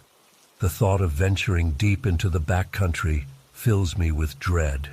I can't help but wonder what other illegal operations might be hidden in the vast wilderness, and I have no desire to stumble upon another one. Sometimes I think about calling the authorities and reporting what we saw, but then I remember the guns those men were carrying and the cold, hardened look in their eyes. The fear of retaliation keeps me silent. My friends and I don't talk about that day anymore. When we get together, there's always an unspoken tension, a shared secret that hangs in the air between us. Our friendship has never been quite the same since that fateful hike. I often find myself wondering about that marijuana plantation. Is it still there? Have the operators moved on, or are they continuing their illegal activities, hidden away in the mountains? The not knowing is almost as unsettling as the experience itself. This ordeal has taught me a valuable lesson about the importance of staying alert and being prepared for unexpected dangers, even in situations that seem safe. It's a reminder that sometimes curiosity can lead us into perilous situations with far-reaching consequences. As I write this, I can feel my palms sweating and my heart racing, just like they did that day in the forest. The memory is still so vivid, so terrifying. I know I'll carry this experience with me for the rest of my life, a constant reminder of the day a simple hiking trip turned into a nightmare I'll never forget. To anyone reading this, please be careful out there. The wilderness may seem peaceful and inviting, but it can hide dangerous secrets. Trust your instincts, stay alert, and remember that sometimes it's better to turn back than to push forward into the unknown. You never know what you might stumble upon, or who you might encounter in the vast, unforgiving wilderness. It started out as a typical morning. I woke up early in my small tent, eager to begin my observations. The air was crisp and salty, filled with the familiar cacophony of bird calls. I grabbed my binoculars and notebook and headed out to my usual spot overlooking the wetlands. At first, everything seemed normal. Flocks of sandpipers skittered along the shore, while egrets waded gracefully through the shallows. I was particularly focused on a group of endangered California least terns that had recently arrived for breeding season. But as the morning wore on, I began to notice something odd. The birds seemed agitated, restless. The terns that had been calmly preening suddenly took flight en masse, circling frantically overhead. Even the typically stoic great blue herons appeared unsettled, shifting from foot to foot and craning their long necks as if searching for something. I've seen birds react to predators before, but this was different. There was no hawk or coyote in sight, and it wasn't just one species, it was every bird in the sanctuary. The usual dawn chorus had transformed into a discordant, anxious clamor. Puzzled, I started taking rapid notes, trying to document the strange behavior. That's when I felt it, a slight tremor beneath my feet. At first I thought I was imagining things, but then it came again, stronger this time. The ground was shaking. Suddenly it clicked. The birds had sensed it before I did. An earthquake was coming. I've lived in California my whole life, so earthquakes weren't new to me. But I'd never experienced one quite like this. The shaking intensified rapidly, and I could hear a deep rumbling sound, like thunder coming from inside the earth itself. All around me, birds were taking to the sky in a panicked frenzy. The air was filled with wings and screeching calls. I stumbled to my feet, my heart racing. I knew I needed to get to open ground, away from trees or anything that could fall. But the quake was so violent, I could barely keep my balance. The earth rolled and bucked beneath me like a living thing. I fell hard, scraping my palms on the gravel path. In the distance, I heard the crack and crash of falling trees. Somehow, I managed to crawl to a clearing, curling into a ball with my arms over my head. I squeezed my eyes shut, certain that at any moment the ground would split open and swallow me whole. I don't know how long the shaking lasted. It felt like an eternity, but was probably less than a minute. When it finally subsided, I cautiously opened my eyes and looked around. The landscape had been transformed. Trees were down everywhere. The path I'd been on earlier was partially collapsed, with a huge fissure running right through where I'd been standing, if I hadn't moved when I did. As the dust settled, an eerie silence fell over the sanctuary. No bird calls, no rustling leaves, just an oppressive quiet, broken only by the occasional aftershock. Shaken and disoriented, I made my way back to my campsite. My tent was flattened, but miraculously my phone was still working. I called for emergency help, then sat down heavily on a fallen log, trying to process what had just happened. That's when I noticed something extraordinary. The birds were returning, but instead of the frantic chaos from before, they seemed almost purposeful. A great blue heron landed gracefully nearby, regarding me with what I could swear was a knowing look. A flock of least terns swooped overhead, their calls now sounding almost reassuring. As I watched in awe, it hit me. These birds had saved my life. Their instincts, honed over millions of years of evolution, had detected the coming quake long before any human technology could have. And in their panic, they had alerted me just in time. The next few days were a blur of emergency responders, geological surveys, and news reporters. The quake had been a significant one, 6.5 on the Richter scale, with its epicenter just offshore. There was extensive damage in nearby towns, but amazingly few casualties.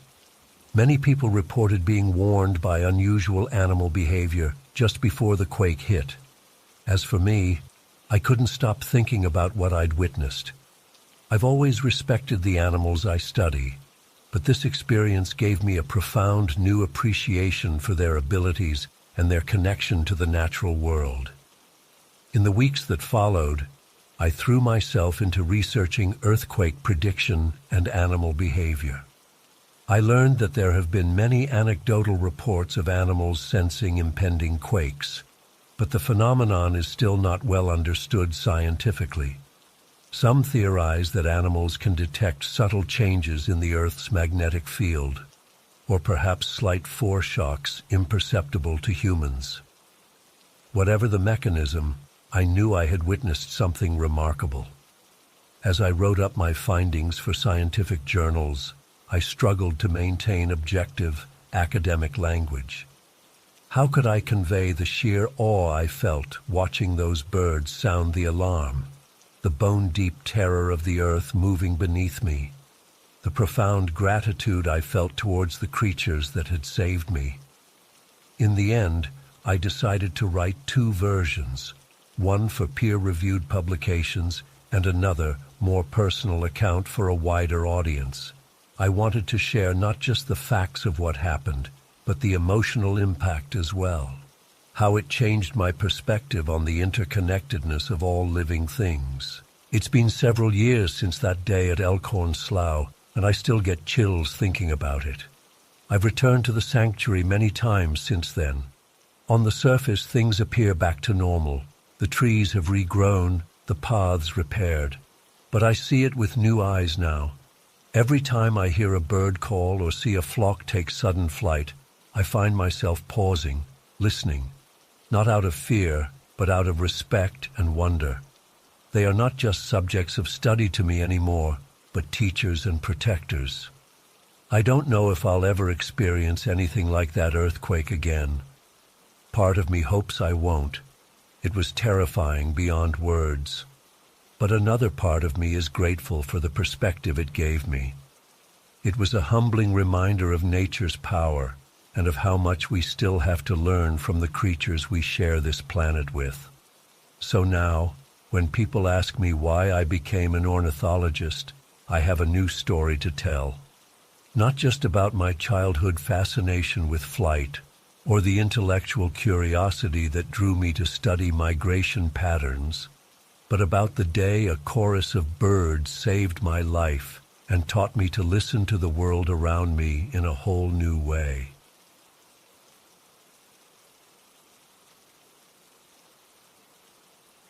It started when I heard rumors about a supposedly haunted section of Blackwood Forest.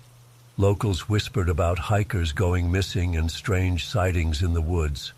As a skeptic, I figured it was just small-town superstition, but it piqued my curiosity enough to plan a solo camping trip to investigate and potentially write an article debunking the myths. I arrived at the trailhead on a crisp autumn morning. The forest was shrouded in mist, the tall pines looming overhead. As I shouldered my heavy pack and started down the trail, an eerie silence enveloped me. No birdsong, no rustling leaves, just the crunch of my boots on the path. A few hours in, I set up camp in a small clearing. I spent the afternoon hiking and taking notes, but found nothing out of the ordinary. As dusk fell, I built a campfire and settled in for the night. That's when things took a turn. It started with a feeling of being watched. The hairs on the back of my neck stood up. I scanned the tree line but saw nothing in the gathering darkness. I tried to shake it off, but the sensation persisted. Then I heard it, a low, guttural growl that seemed to come from everywhere and nowhere at once. My heart began to race. I told myself it must be a bear or mountain lion, but deep down, I knew this was something else entirely. I grabbed my flashlight and swung it around wildly, illuminating the woods. For a split second, I caught a glimpse of something that made my blood run cold. A pair of glowing yellow eyes floating about 7 feet off the ground. They blinked once and vanished. Panic set in. I scrambled to break down my tent and pack up, hands shaking uncontrollably. Another growl, closer this time. I abandoned my gear and ran blindly into the woods, guided only by my bobbing flashlight beam. I crashed through the underbrush, branches whipping my face. The entity pursued me relentlessly. I could hear it moving through the forest, impossibly fast. Every time I looked back, I caught flashes of a dark, shadowy form flickering between the trees. My lungs burned as I sprinted deeper into the pitch-black forest. I had no idea where I was going. My only thought was to put as much distance between myself and that thing as possible. Suddenly, my foot caught on a root and I went sprawling. My flashlight flew from my hand and shattered against a rock. I was plunged into total darkness. For a moment, all I could hear was my own ragged breathing. Then a twig snapped nearby. I scrambled to my feet and pressed my back against a tree trunk, trying to stifle my gasps. That's when I saw them. 2 glowing yellow orbs, floating in the darkness about 20 feet away. They were fixed directly on me. I could make out the vague outline of a towering figure, at least 8 feet tall. It let out a bone-chilling shriek that echoed through the forest. I ran again, blind and terrified. Branches tore at my clothes and skin. I tripped and stumbled constantly, but pure adrenaline kept me going.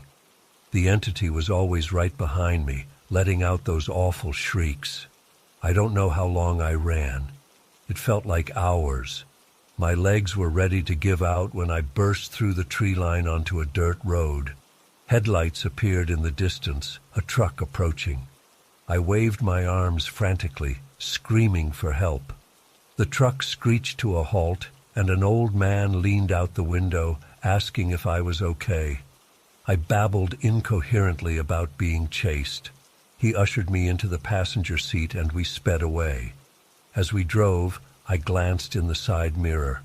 For a split second, I saw a towering shadow standing at the edge of the woods, yellow eyes gleaming. Then it melted back into the darkness. The old man dropped me off in town. I must have looked insane, wild-eyed, clothes torn, covered in cuts and bruises. I checked into a motel and didn't leave my room for 2 days. It's been weeks now, and I still can't shake the terror of that night. I've tried to rationalize it. Maybe I was dehydrated and hallucinating. But I know in my heart that what I encountered was real. Something ancient and malevolent is lurking in Blackwood Forest. I abandoned my half-written article debunking the local legends. How could I possibly explain what happened? Who would believe me? Sometimes I wonder if I imagined the whole thing. But then I'll catch a glimpse of those glowing eyes in my dreams, and the fear comes flooding back. I've given up outdoor writing. I can barely bring myself to go for a walk in the local park. The thought of entering any forest fills me with paralyzing dread. I keep expecting to see that shadowy figure materialize, coming to finish what it started. I don't know what that entity was or why it pursued me so relentlessly. Was I simply in the wrong place at the wrong time? Or did I unknowingly trespass on some ancient sacred ground? The questions haunt me constantly. All I know is that there are things in this world beyond our understanding, forces of nature that we can't explain or control. I went into those woods a skeptic and came out a believer, but that belief has come at a terrible cost. I still wake up in a cold sweat some nights, heart pounding. In that hazy space between sleep and waking, I could swear I hear that bone-chilling shriek echoing in the distance. I lie there paralyzed, afraid to even breathe. My friends and family have noticed the change in me. They say I'm jumpy, paranoid. I've lost weight, and there are dark circles under my eyes from lack of sleep.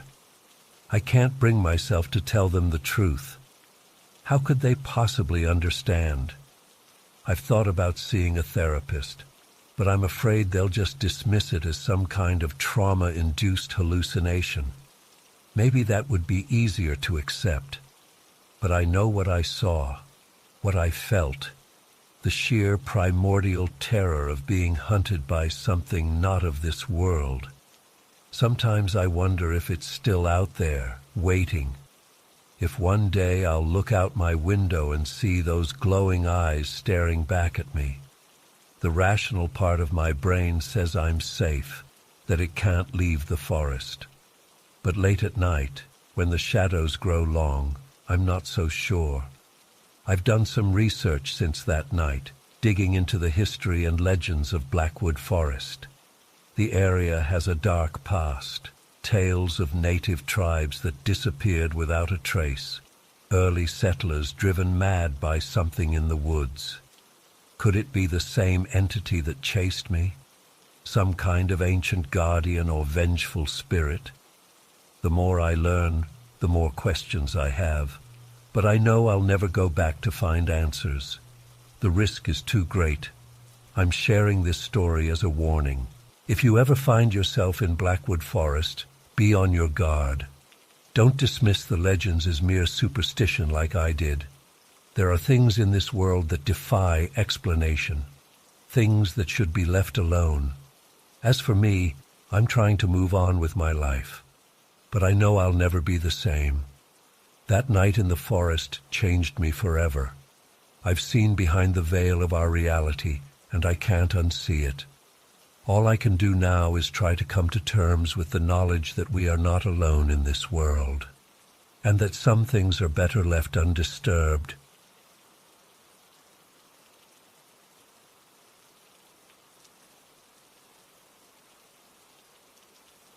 I was so excited for our weekend getaway at Lake Serenity.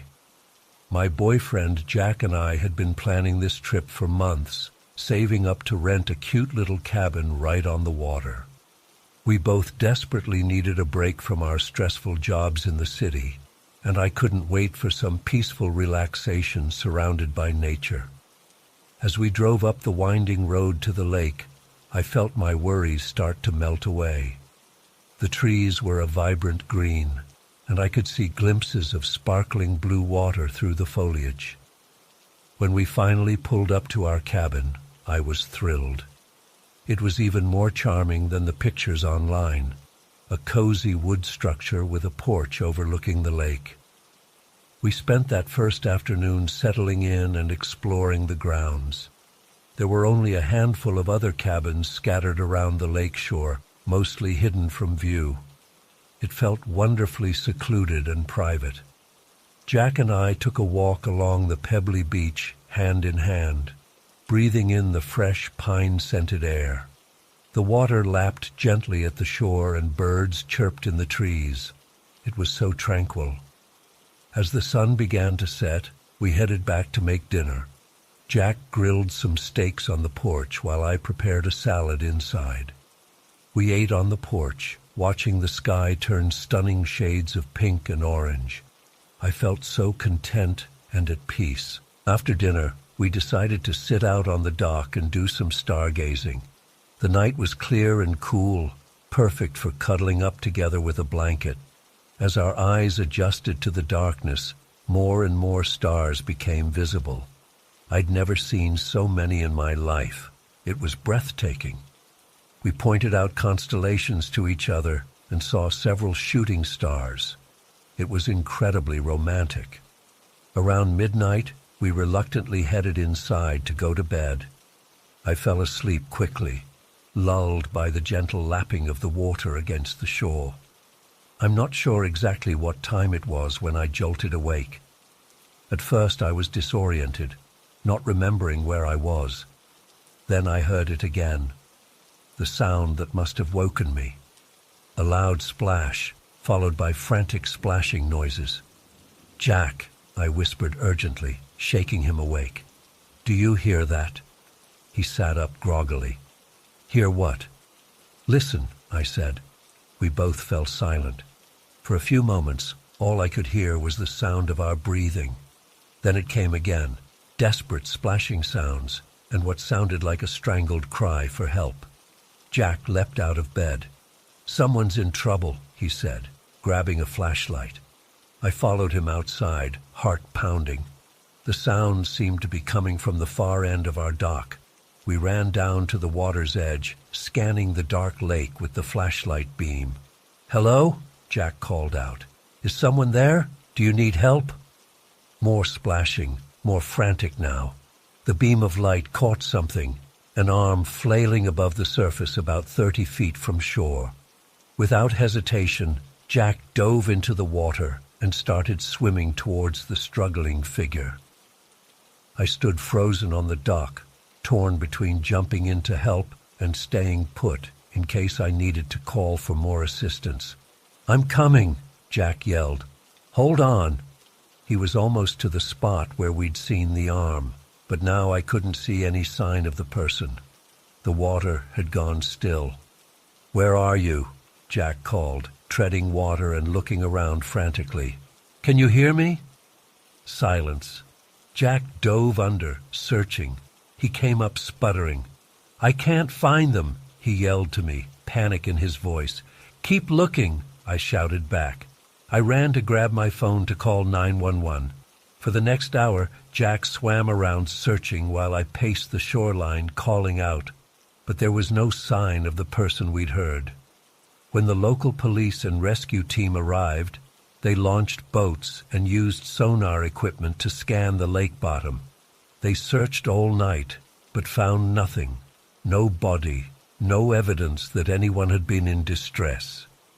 The police were baffled. They took our statements but seemed skeptical of our story. I could tell they thought we might have been drunk or hallucinating. But I know what I heard and saw. Someone had been out there, desperately fighting for their life, and then they had simply vanished. Jack and I barely slept for the rest of the night.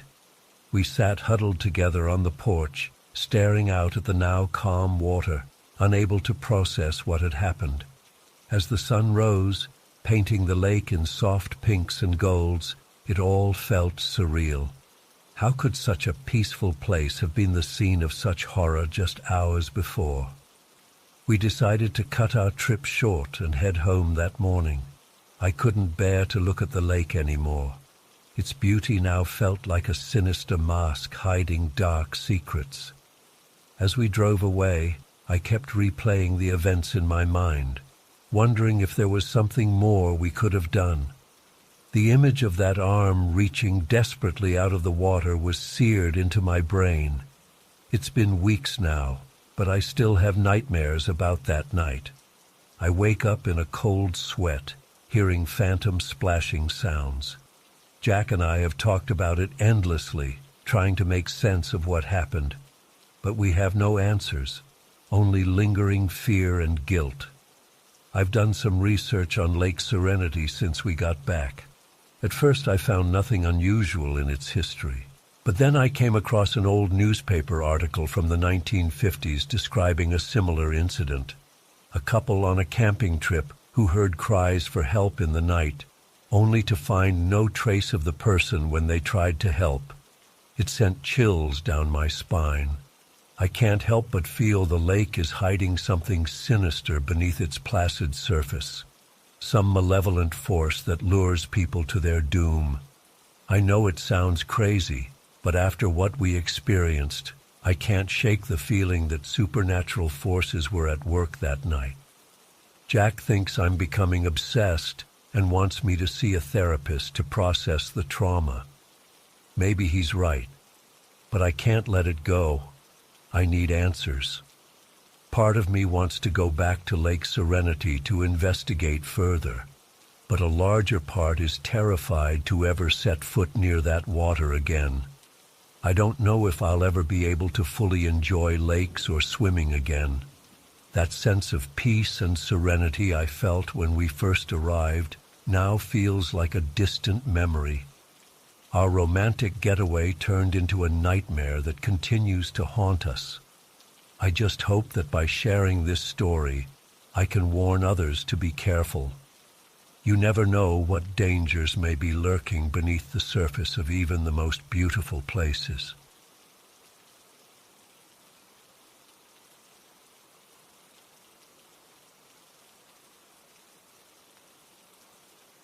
It was supposed to be a routine 3-day wilderness course. I had a group of 8 students, mostly city folks looking to learn some basic outdoor skills. We'd hiked about 10 miles into a remote area of national forest, far from any trails or campsites. I wanted to give them a taste of true wilderness, if only I'd known what was waiting for us out there. The first day and a half went smoothly. We set up camp, practiced fire-starting techniques, learned how to purify water. Pretty standard stuff. It was on the afternoon of the second day that everything went to hell. I'd taken the group on a hike to practice navigation skills when we came across a small opening in a rocky hillside. It looked like the entrance to a cave, mostly hidden by thick underbrush. My curiosity got the better of me. I figured it would be a good opportunity to teach the group about natural shelters, so I decided we'd check it out. As we approached the cave entrance, I felt an immediate sense of unease. There was just something off about it. The air felt colder, damper. An eerie silence seemed to emanate from the darkness beyond. I should have listened to my instincts and turned back right then. But I didn't want to seem paranoid in front of my students, so I pressed on. I pulled out my flashlight and took a few steps inside, motioning for the others to follow. The beam of light revealed a narrow passageway that quickly opened up into a larger chamber. As my eyes adjusted to the darkness, I froze in horror at what I saw scattered across the cave floor. Bones, human bones. They were everywhere. Femurs, ribs, fragments of skulls. Some looked old and weathered, while others seemed disturbingly fresh. My mind reeled as I tried to process what I was seeing. Who did these belong to? How did they get here? One of my students, a young woman named Emily, let out a terrified gasp behind me. "Oh my God," she whispered. "What is this place?" I didn't have an answer for her. All I knew was that we needed to get out of there immediately. But as I turned to usher the group back outside, my flashlight beam caught something that made my blood run cold. There were crude drawings on the cave walls, stick figures and strange symbols smeared in what looked horribly like dried blood. And carved into the rock face were dozens of tally marks, as if someone had been keeping count of something. A primal fear gripped me as I realized we were standing in someone's, or something's, lair. "Everyone out. Now," I ordered, trying to keep my voice steady. We had barely taken 2 steps when an inhuman shriek echoed through the cave. It was unlike anything I'd ever heard before, a guttural, feral sound that chilled me to my core. and it was coming from deeper in the cave. Panic set in as we all scrambled for the exit. But we weren't fast enough. A figure burst from the shadows, moving with terrifying speed. In the chaos and darkness, I could only catch glimpses: matted hair, wild eyes, skin covered in dirt and blood. It was a man, or at least it had been once. Now it was something else entirely: feral, savage, barely human. He lunged at us, howling and snapping his teeth. I yelled at my students to run as I put myself between them and the creature. It slammed into me with shocking force, knocking me to the ground. I felt its hot, putrid breath on my face as razor-sharp nails raked across my chest. Somehow, I managed to kick it off me and scramble to my feet. I bolted for the cave entrance, my heart pounding in my ears. I emerged into the fading daylight to find my students in a panic, screaming and crying. "Run!" I shouted. "Back to camp now!" We took off through the forest, crashing through underbrush and leaping over fallen logs. I could hear it behind us, branches snapping, that terrible shrieking growing closer. How could it move so fast through such dense forest? Emily tripped and fell with a cry of pain. I rushed back to help her up, terrified of what I'd see closing in behind us. But there was nothing there. The forest had gone eerily quiet. We made it back to our campsite, breathless and terrified. I quickly got everyone to pack up their gear. There was no way we were spending another night out here. We hiked out in the fading light, not stopping until we reached the trailhead hours later. The authorities didn't believe us when we reported what happened. They searched the area and found no trace of the cave or its horrifying inhabitant. Sometimes I wonder if I imagined it all, but then I look at the scars on my chest, from where that thing's nails raked across my skin, and I know it was real. I don't lead wilderness courses anymore. I can't bring myself to go back into those remote forests, because now I know what's out there, lurking in the darkness.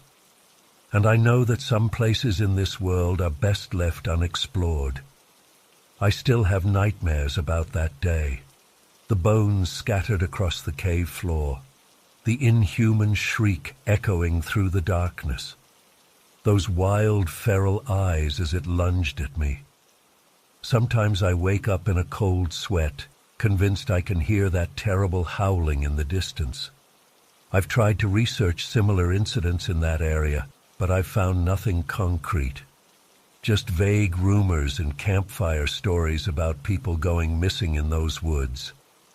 Part of me wants to go back to try and find answers, but a bigger part knows that would be suicide.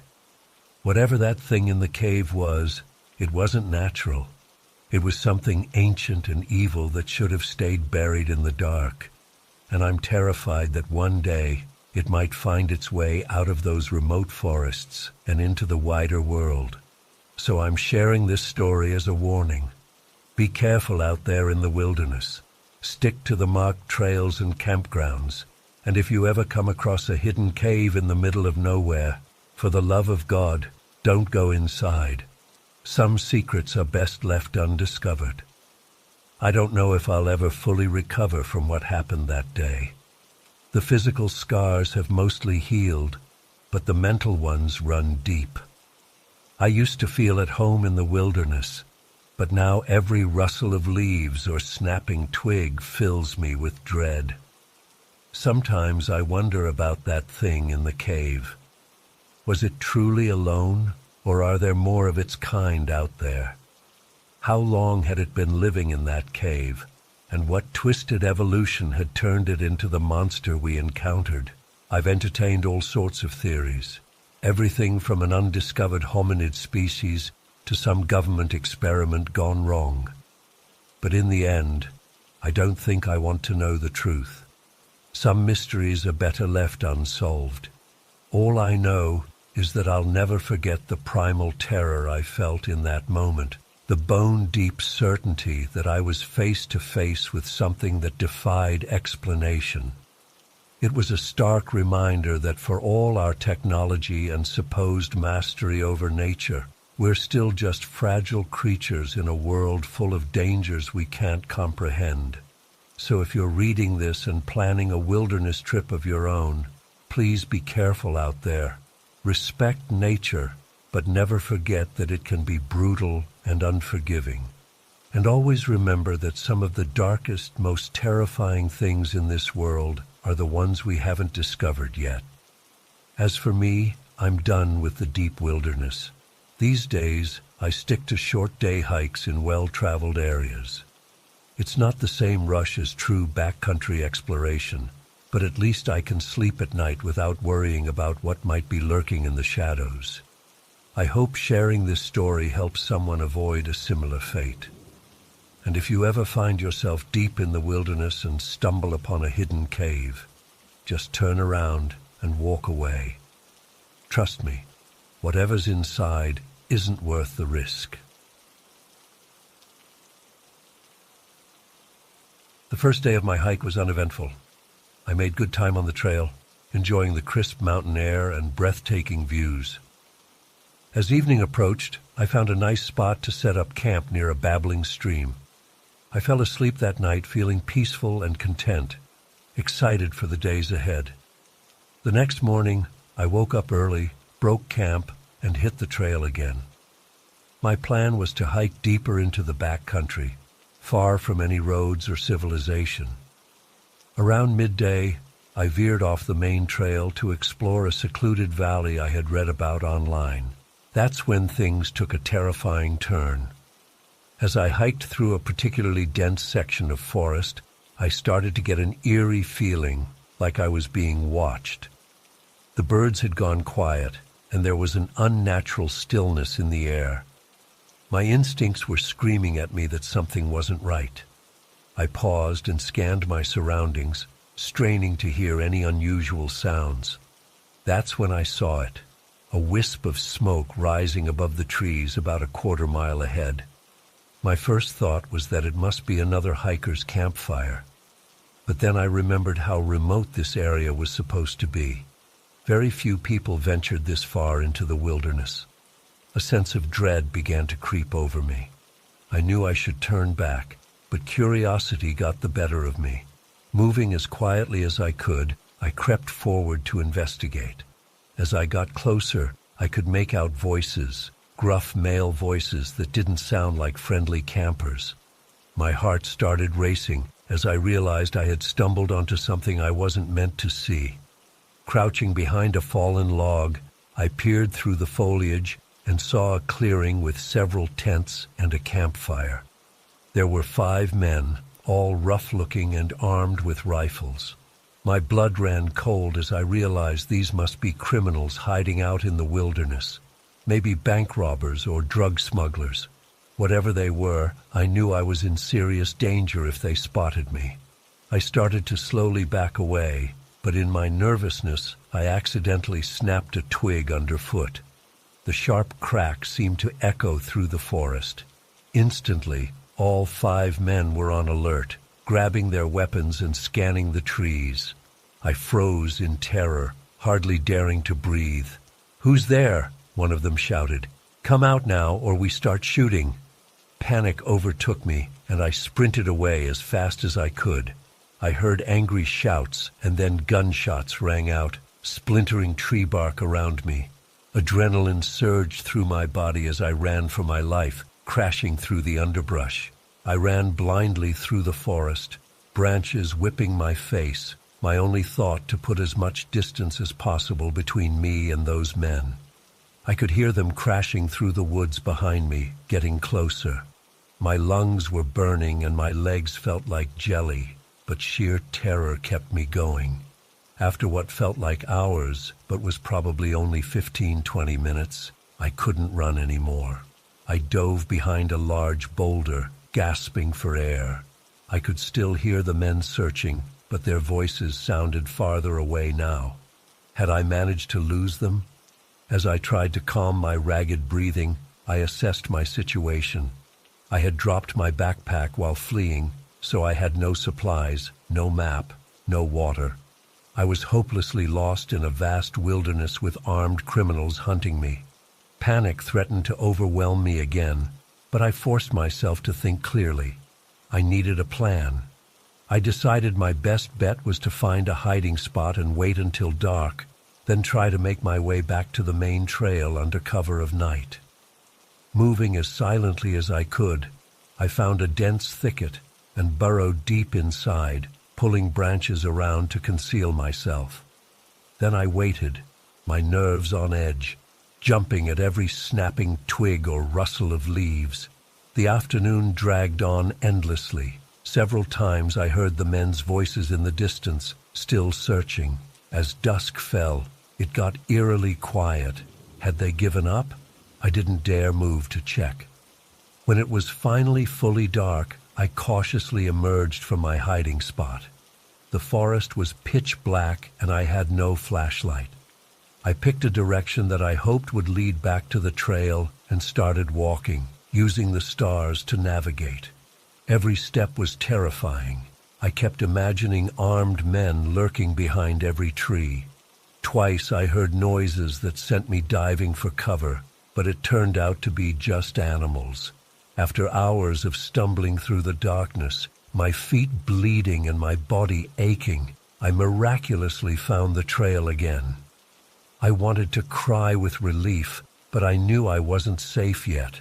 I still had miles to go before reaching my car. I pushed on through the night, jumping at shadows, certain that at any moment I would hear angry voices or gunshots behind me. It was nearing dawn when I finally reached the trailhead and saw my car. I've never been so happy to see a beat-up old Subaru in my life. I drove out of there as fast as I could, not stopping until I reached the nearest town. Only then did I break down, the full impact of what I'd been through hitting me all at once. I reported what happened to the police, but since I couldn't pinpoint the exact location, there wasn't much they could do. They did send a team to search the area, but found no trace of the camp. To this day, I don't know who those men were or what they were doing out there. That experience changed me. I used to see the wilderness as a peaceful refuge, but now I know it can hide real dangers.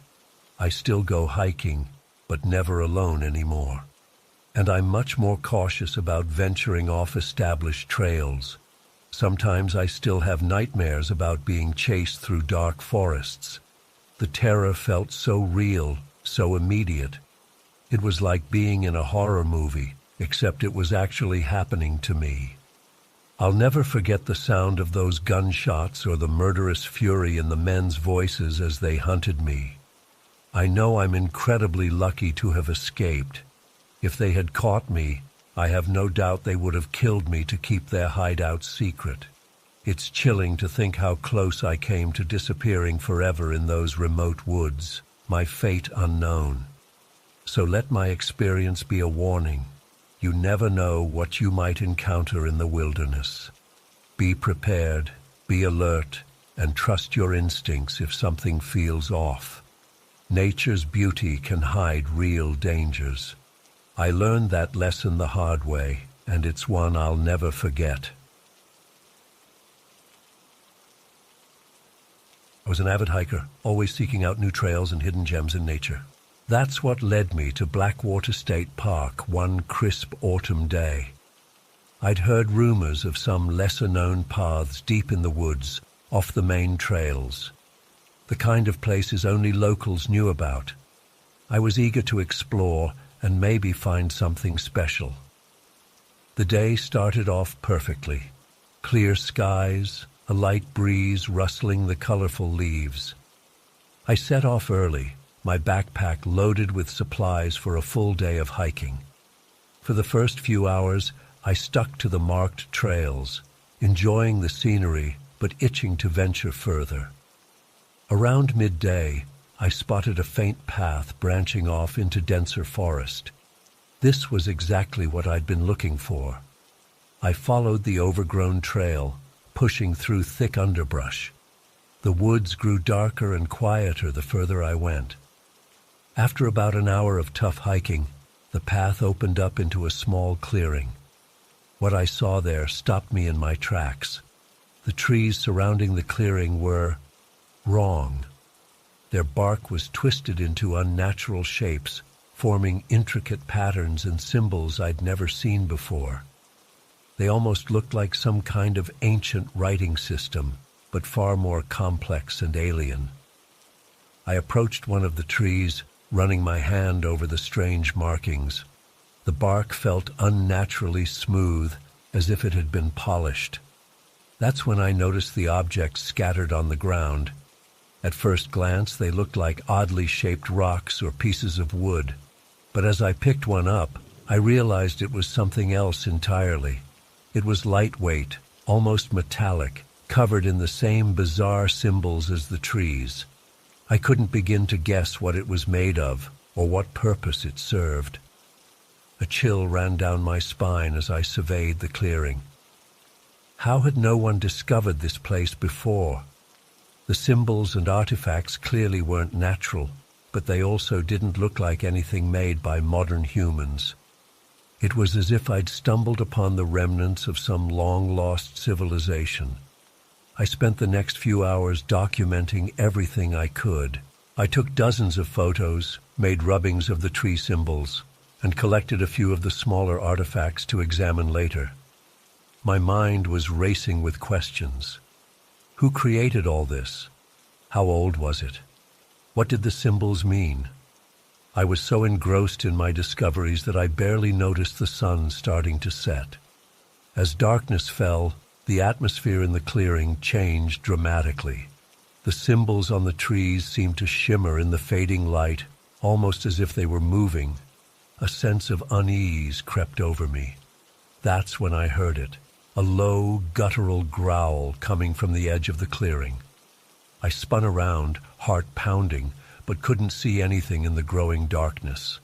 The growl came again, closer this time. I fumbled for my flashlight, hands shaking. As I swept the beam of light across the tree line, I caught a glimpse of something. It was only for a split second, but what I saw defied explanation. A tall, shadowy figure, its form constantly shifting and changing. It didn't move like any animal I'd ever seen. Panic set in. I stuffed my camera and the artifacts into my backpack and bolted for the path I'd come in on. As I ran, crashing through the underbrush, I could hear something massive moving through the forest behind me. The growling had turned into a high-pitched, inhuman shriek that made my blood run cold. I ran faster than I ever had in my life, branches whipping my face, roots threatening to trip me with every step. The presence behind me felt oppressive, as if the very air was growing thick and heavy. I didn't dare look back, focused only on putting as much distance between myself and that clearing as possible. After what felt like hours of running, I finally burst out onto one of the main park trails. The normal sounds of the forest returned, crickets chirping, a distant owl hooting. Whatever had been chasing me seemed to have given up once I left the deep woods. I made it back to my car, hands shaking so badly I could barely get the key in the ignition. As I sped away from the park, my mind was reeling. What had I stumbled upon? What was that thing in the woods? In the days that followed, I pored over the photos I'd taken and examined the artifacts I'd brought back. But the more I looked, the less sense it all made. The symbols defied any attempt at translation or categorization. The artifacts seemed to be made of some unknown material that didn't match anything in scientific databases. I considered reporting my discovery to the park rangers or local authorities, but every time I tried to tell the story, the words wouldn't come. It was as if some part of me knew that what I'd experienced wasn't meant for others to know about. That day in the woods changed me profoundly. I find myself constantly looking over my shoulder, jumping at shadows. I've given up hiking altogether. The thought of going back into the forest fills me with paralyzing dread. Sometimes at night, I swear I can hear that inhuman shriek in the distance, calling me back to that clearing. I don't know what ancient secret I uncovered that day, or what forces I might have awakened. All I know is that there are things in this world far beyond our understanding, hidden just out of sight. And sometimes it's better to leave those secrets buried.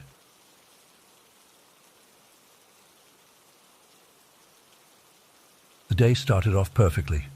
We hiked several miles into a secluded area of the forest, enjoying the crisp autumn air and vibrant fall colors. The kids were in high spirits as we set up camp, joking around as they pitched tents and gathered firewood. That evening, we roasted marshmallows and told spooky stories around the campfire. It was exactly the kind of wholesome outdoor experience I'd hoped to create. As the fire died down and we prepared for bed, I did a head count to make sure everyone was accounted for. That's when I realized Emily was missing. At first, I assumed she'd just wandered off to use the bathroom, but after 15 minutes passed with no sign of her, I started to worry.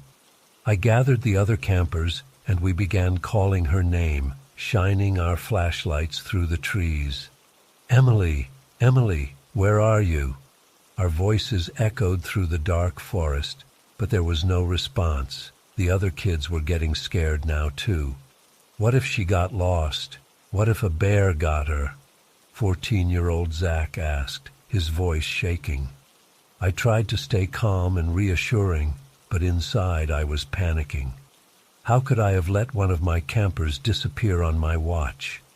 We expanded our search, fanning out in different directions while staying within shouting distance of each other.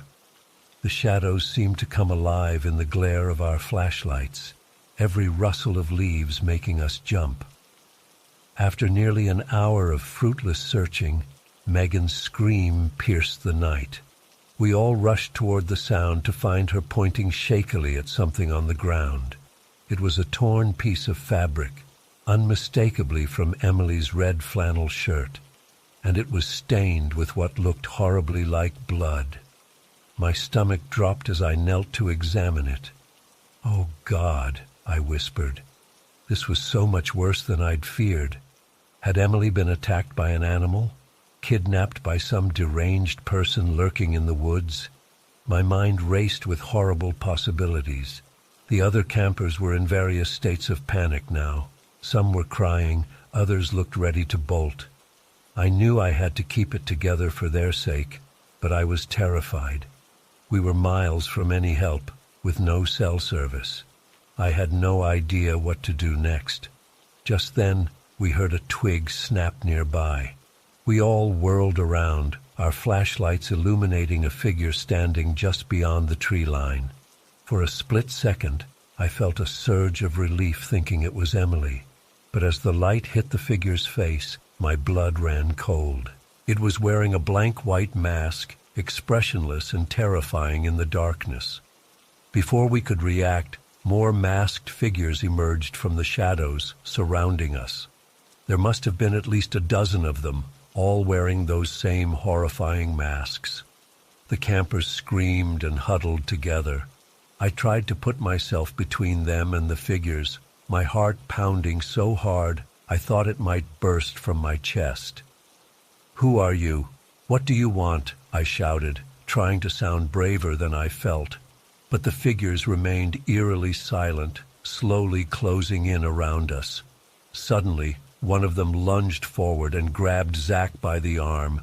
That broke the spell of terror that had frozen us in place. "Run!" I yelled, shoving the kids ahead of me as we bolted into the forest. What followed was like something out of a horror movie.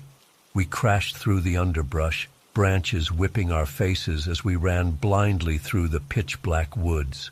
I could hear the heavy footsteps and labored breathing of our pursuers close behind.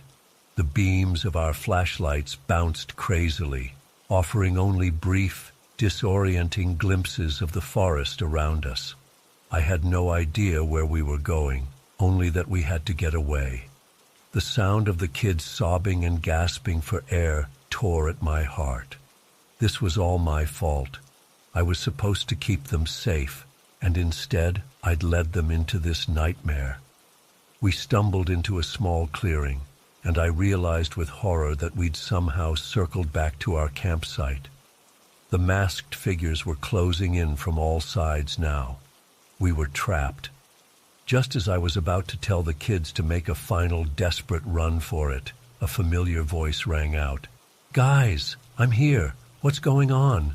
It was Emily, stumbling out of the trees looking bewildered. We all stared in shock, unable to process what we were seeing. Taking advantage of our distraction, the masked figures surged forward. "Go!" I screamed, grabbing Emily's arm and shoving her ahead of me. We took off running again, this time with renewed desperation. I don't know how long we ran or how far. My lungs were on fire, my legs felt like lead, but somehow, miraculously, we managed to lose our pursuers. We finally collapsed in exhaustion near a small stream. As we caught our breath, I did another head count.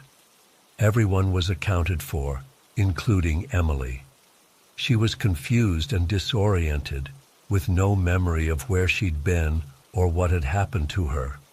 Her shirt was intact, no sign of the torn, blood-stained piece we'd found earlier. As the adrenaline wore off, the full weight of what we'd just experienced hit us. The kids broke down crying, clinging to each other. I was in shock, my mind reeling as I tried to make sense of it all. Who were those masked figures? What did they want with us? How had Emily disappeared and then reappeared? None of it made any logical sense. We stayed huddled by that stream until dawn broke, too terrified to move or make a sound. As soon as it was light enough, we hiked out of the forest as fast as we could. I've never been so relieved to see the camp vans waiting for us at the trailhead. The aftermath of that night was chaos. Parents were furious, the police were called, and an investigation was launched. But no trace was ever found of the masked figures or any evidence to explain what had happened to us. Emily had no injuries and medical tests showed no signs of what might have caused her memory loss. To this day, I have no explanation for the terrifying events we experienced. Was it all some elaborate hoax? A shared hallucination brought on by fear and darkness? Or something even more sinister that defies rational explanation? I don't know, and part of me doesn't want to know. All I know is that I'll never forget the absolute terror of that night. The masked figures emerging from the shadows, the frantic chase through the dark forest, the inexplicable disappearance and reappearance of Emily. It's been years, but I still have nightmares about those blank white masks. I've never been camping again, and I don't think I ever will. Some experiences change you forever, leaving scars that never fully heal. That night in the forest was one of them, a horror that will haunt me for the rest of my life. I was a search and rescue volunteer for over a decade, but nothing could have prepared me for what I encountered that day in the Cascade Mountains. It was supposed to be a routine mission. A group of 5 campers had failed to return from their weekend trip, and we were called in to investigate. Little did I know that this would be the last search and rescue operation I'd ever participate in.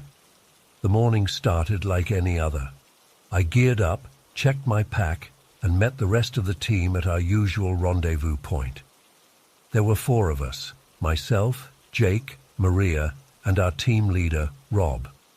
We piled into the 4x4 and set off for the trailhead where the missing campers had last been seen. As we drove deeper into the wilderness, an uneasy feeling settled in my gut. The forest seemed unnaturally quiet, no birds chirping, no rustling in the underbrush. Even the wind seemed to have died down to an eerie stillness.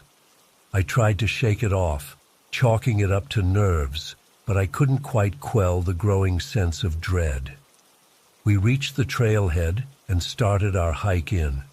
The first mile or so was uneventful, But as we approached the camper's last known location, things took a disturbing turn. We came across scattered gear, a backpack here, a water bottle there. At first we thought maybe they had just dropped some items, but then we saw the first signs of violence. A torn tent lay in shreds, its contents strewn across the forest floor. Dark stains that looked horribly like blood spattered the fabric and surrounding foliage. My heart began to race as I took in the scene of destruction. What the hell had happened here? Rob instructed us to spread out and search the area for clues. As I moved deeper into the woods, the devastation only grew worse. More shredded gear, more bloodstains, and disturbingly long claw marks gouged into tree trunks. Whatever had attacked the campsite was large and vicious. That's when I heard it, a faint whisper carried on the breeze. I froze, straining my ears. There it was again, just on the edge of hearing. It sounded like singing. A chill ran down my spine as I realized the voices seemed to be coming from all around me. I keyed my radio to alert the others, but all I got was static. Panic started to set in as I realized I was alone and cut off from my team. I turned to head back toward the campsite, and that's when I saw it. Standing between two massive pines was a creature straight out of a nightmare. It was vaguely humanoid, but far too tall, at least 8 feet. Its limbs were long and spindly, ending in wicked claws, but it was the face that made my blood run cold. It had no eyes, just smooth, pale skin where they should have been. Its mouth was a gaping maw filled with needle-sharp teeth. For a moment, we just stared at each other. Then it let out an ear-splitting shriek and lunged toward me. Pure instinct took over, and I ran. I crashed through the underbrush, branches whipping my face as I fled in blind terror. I could hear it pursuing me, its inhuman wails echoing through the trees. I don't know how long I ran. My lungs were on fire and my legs felt like jelly, but sheer adrenaline kept me going. Finally, I burst out of the tree line and onto a Forest Service road. A truck was approaching, and I frantically waved it down. The driver, an older man in a Park Service uniform, took one look at my wild-eyed, bloody state and immediately radioed for help. As we waited for backup to arrive, I babbled out my story. To his credit, he didn't dismiss me outright, but I could see the skepticism in his eyes. The next few hours passed in a blur. More rangers arrived, along with state police. Search parties were organized to look for my missing teammates and the campers. I was taken to a nearby ranger station to give my statement and get checked out by a medic. As the adrenaline wore off, the full weight of what had happened began to sink in. My team was missing, probably dead. 5 innocent campers had met a gruesome fate, and I had seen something that defied explanation, something that shouldn't exist in our world.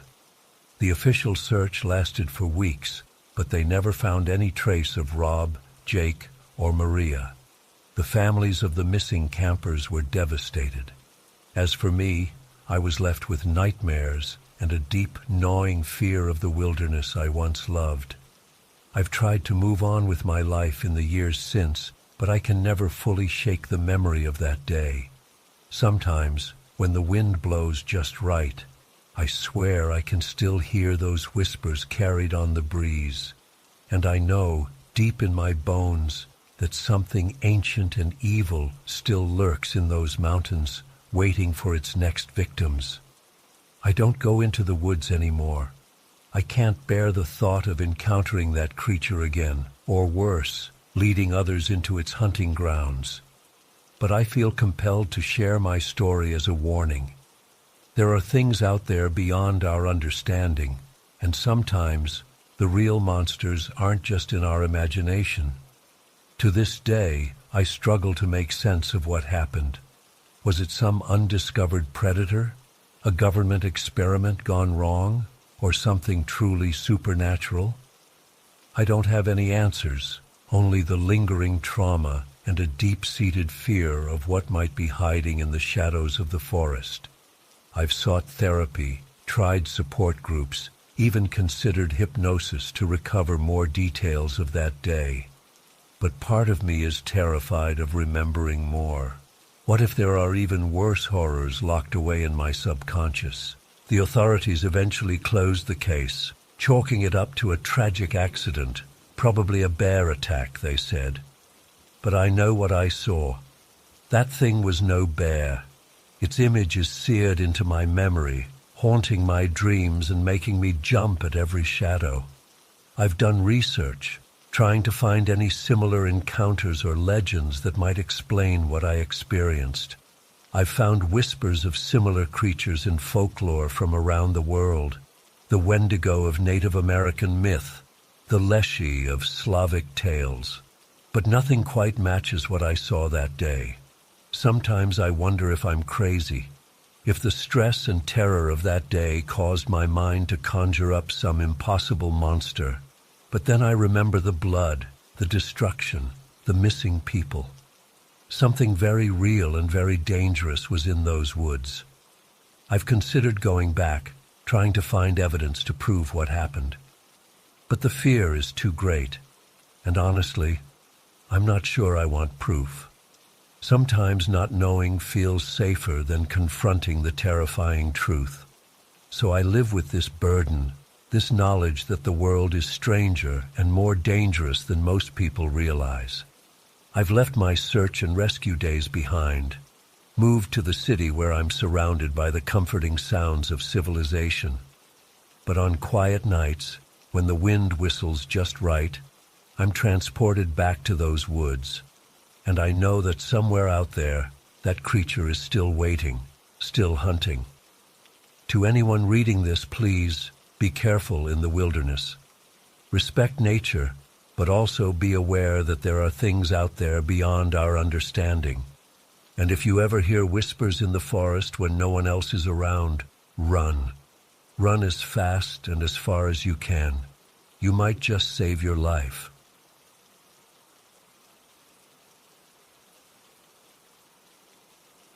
I never thought a simple camping trip could turn into a fight for survival, but that's exactly what happened to me and my friends last summer. We'd been planning this getaway for months, a chance to escape the city, breathe in some fresh mountain air, and reconnect with nature. Little did we know, nature had other plans for us. There were 4 of us, me, Jake, Emily, and Chris. We'd been friends since college, and even though life had taken us in different directions, we always made time for our annual camping trip. This year, we decided to explore a remote mountain range we'd heard about from some hardcore hiking enthusiasts. It was supposed to be breathtaking, with pristine lakes and views that would make your jaw drop. We set out early on a Saturday morning, our backpacks loaded with gear and our spirits high. The drive took longer than expected, winding through narrow mountain roads that seemed to go on forever. By the time we reached the trailhead, it was already mid-afternoon. We should have taken that as a sign to turn back, but we were too excited to think clearly. The hike up was challenging but exhilarating. The air got thinner as we climbed, and the temperature dropped noticeably. We joked about how we'd be sleeping under the stars that night, wrapped up in our cozy sleeping bags. If only we knew what was coming. We reached our campsite just as the sun was setting. It was a small clearing surrounded by towering pines, with a breathtaking view of the valley below.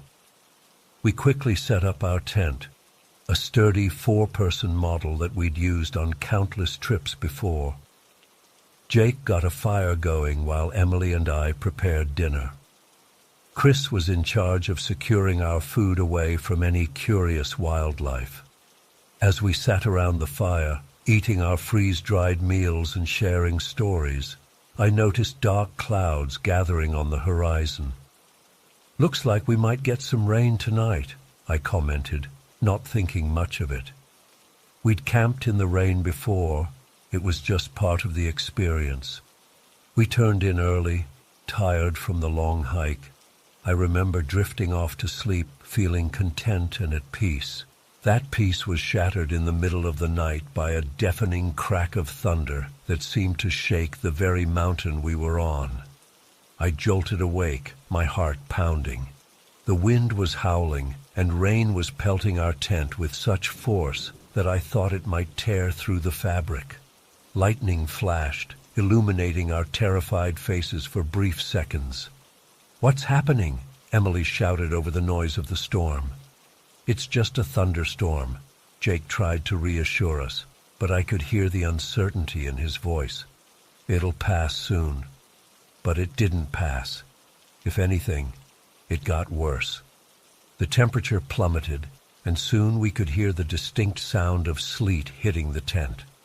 The wind was so strong that our tent poles were bending, threatening to snap at any moment. We huddled together in the center of the tent, trying to stay warm. Our sleeping bags, which had seemed so cozy earlier, now felt paper-thin against the biting cold. I couldn't stop shivering, my teeth chattering so hard I thought they might break. "We need to do something," Chris said, his voice tight with fear. "We can't just sit here and freeze to death." Freeze to death. The words hung in the air, making the reality of our situation sink in.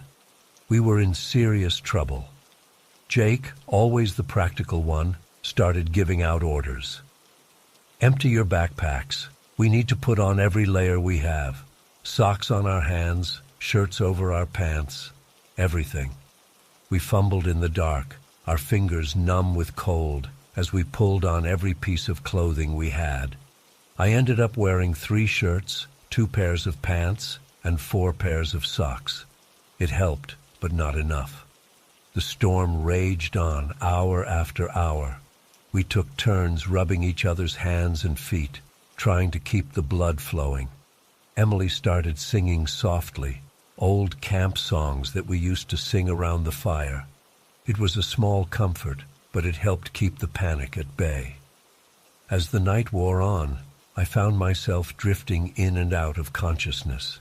The cold was so intense that it physically hurt. My thoughts became sluggish, and I knew that was a bad sign. Hypothermia was setting in. "Stay awake," Jake kept saying, shaking us whenever our eyes started to close. "We have to stay awake." I don't know how long we sat there, shivering and scared. Time seemed to lose all meaning. At one point, I remember thinking that this was it. This was how I was going to die, frozen solid in a tent on a mountain, far from home and help. But as the first light of dawn started to filter through the tent fabric, the storm finally began to subside. The wind died down, and the sleet turned back into a gentle rain before stopping altogether. We waited, hardly daring to believe it was over. When Jake finally unzipped the tent and peeked outside, I held my breath. "Guys," he said, his voice filled with awe, "you need to see this." We crawled out of the tent on shaky legs, our bodies stiff from the cold and from sitting in one position for so long. What we saw took my breath away. The world had been transformed overnight. Everything was covered in a thick layer of ice that sparkled in the early morning sun. The trees looked like they were made of crystal, their branches bowing under the weight of the ice. It was beautiful and terrifying all at once. We stood there in silence, taking in the scene and the fact that we had survived. Tears started rolling down Emily's face, and soon we were all crying and hugging each other, overwhelmed by relief and exhaustion. The descent from the mountain was slow and treacherous. The trail was slick with ice, and we had to be careful with every step. But we made it down, supporting each other both physically and emotionally. When we finally reached our car, I've never been so happy to see a piece of machinery in my life. We cranked up the heat and just sat there for a while, letting the warmth seep back into our bodies. That camping trip changed something in all of us. We gained a newfound respect for nature's power and unpredictability. We learned the true meaning of teamwork and friendship, how in the darkest moments, all you have is each other. To this day, I can't hear a crack of thunder without being transported back to that tent on the mountain. The fear comes rushing back, but so does the memory of our strength and resilience. We may have gone up that mountain as friends, but we came down as something more, survivors who had stared death in the face and lived to tell the tale. I still go camping, believe it or not, but now I check the weather forecast obsessively.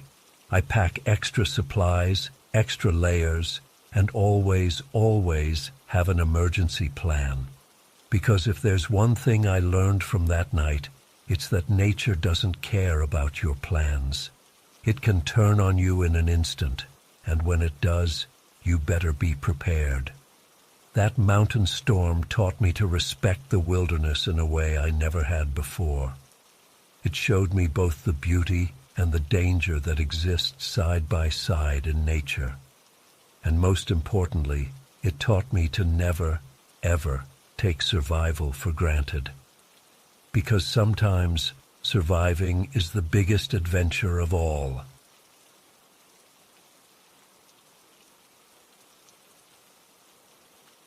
I was an avid cyclist, always looking for new trails to explore on my mountain bike. That's how I found myself pedaling along a secluded forest path one crisp autumn morning. The air was cool and fresh, leaves crunching under my tires as I wound through the trees. I discovered this trail online and was excited to check it out, even though it was a bit more remote than my usual routes. At first, everything was peaceful and beautiful. Dappled sunlight filtered through the canopy, and I could hear birds chirping in the distance. I was making good time, feeling strong as I navigated the twists and turns. But about an hour in, things started to feel off. The trail seemed to be getting narrower and less well-maintained. Branches scraped at my arms, and roots threatened to catch my tires. I slowed down, carefully picking my way through. I figured I must have taken a wrong turn somewhere, but I wasn't too worried yet. I'd just backtrack until I found the main trail again. Except when I turned around, nothing looked familiar. The forest seemed denser, darker. An uneasy feeling settled in my stomach as I realized I had no idea which direction I'd come from. I tried to stay calm, reminding myself that panic wouldn't help. I'd find my way out if I just kept a level head. I chose a direction that seemed promising and started pedaling. But after 20 minutes of increasingly difficult terrain, I had to admit I was well and truly lost. The trees pressed in closer, blocking out more of the sky. It felt like the temperature had dropped 10 degrees. I shivered, wishing I'd worn an extra layer. That's when I first felt it, the sensation of being watched. The hairs on the back of my neck stood up. I whipped my head around, searching the shadows between the trees, but saw nothing. Just my imagination getting the better of me, I told myself. But I couldn't shake the feeling of eyes boring into me. I picked up my pace, pushing harder on the pedals. My heart was racing now, and not just from the exertion. Every snapping twig made me jump. Was that movement in my peripheral vision, or just leaves in the wind? The silence was the worst part. I realized I couldn't hear any birds anymore, or really any wildlife at all. Just the sound of my own ragged breathing and my tires crunching over fallen leaves. It felt like the whole forest was holding its breath, waiting. I came to a fork in the path and hesitated, unsure which way to go. As I paused, I heard it, a low, guttural growl from somewhere behind me. I froze, blood turning to ice in my veins. That was no normal forest creature. Panic overrode any remaining rationality. I chose a direction at random and took off, pedaling harder than I ever had in my life. Branches whipped at my face as I tore down the narrow trail. I could hear something crashing through the underbrush behind me, moving impossibly fast. I risked a glance over my shoulder and immediately wished I hadn't.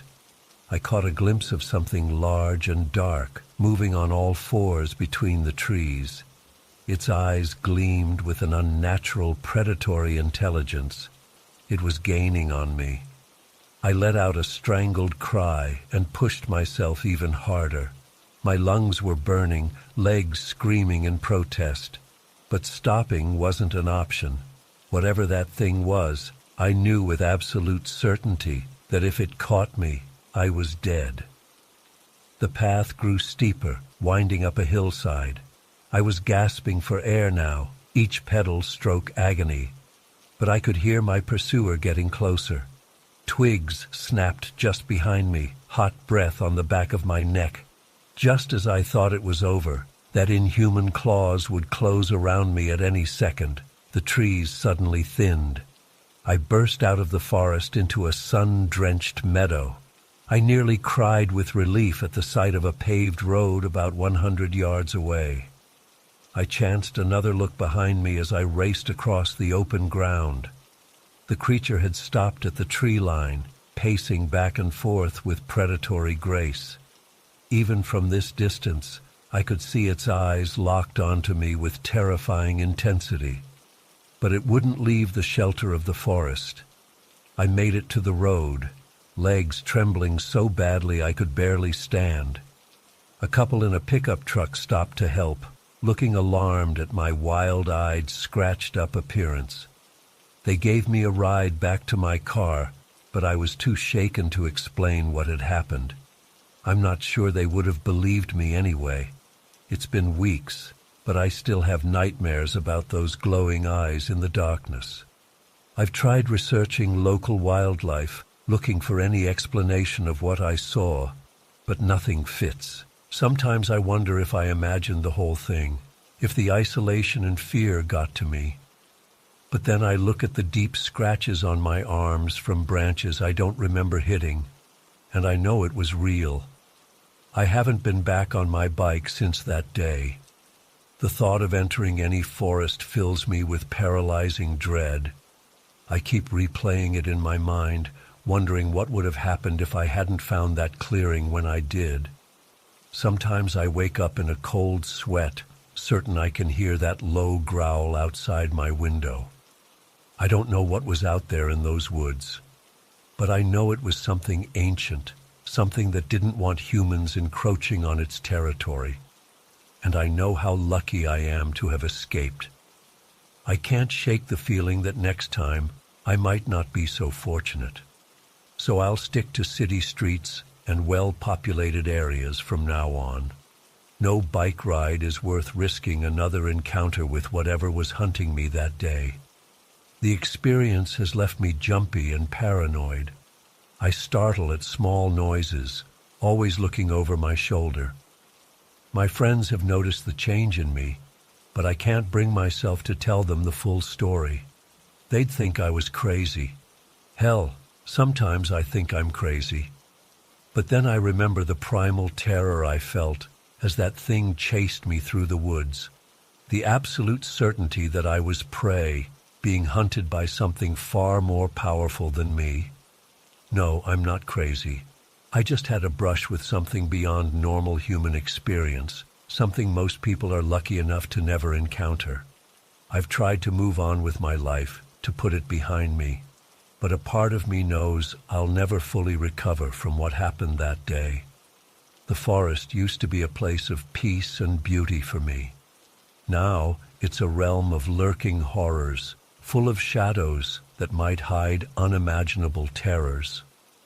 I hope that by sharing my story, I can warn others to be careful. If you're out exploring remote trails, trust your instincts. If something feels wrong, get out of there fast. And if you hear something moving in the undergrowth, something that sounds bigger than any normal forest creature, don't look back, just run. Run like your life depends on it, because it very well might.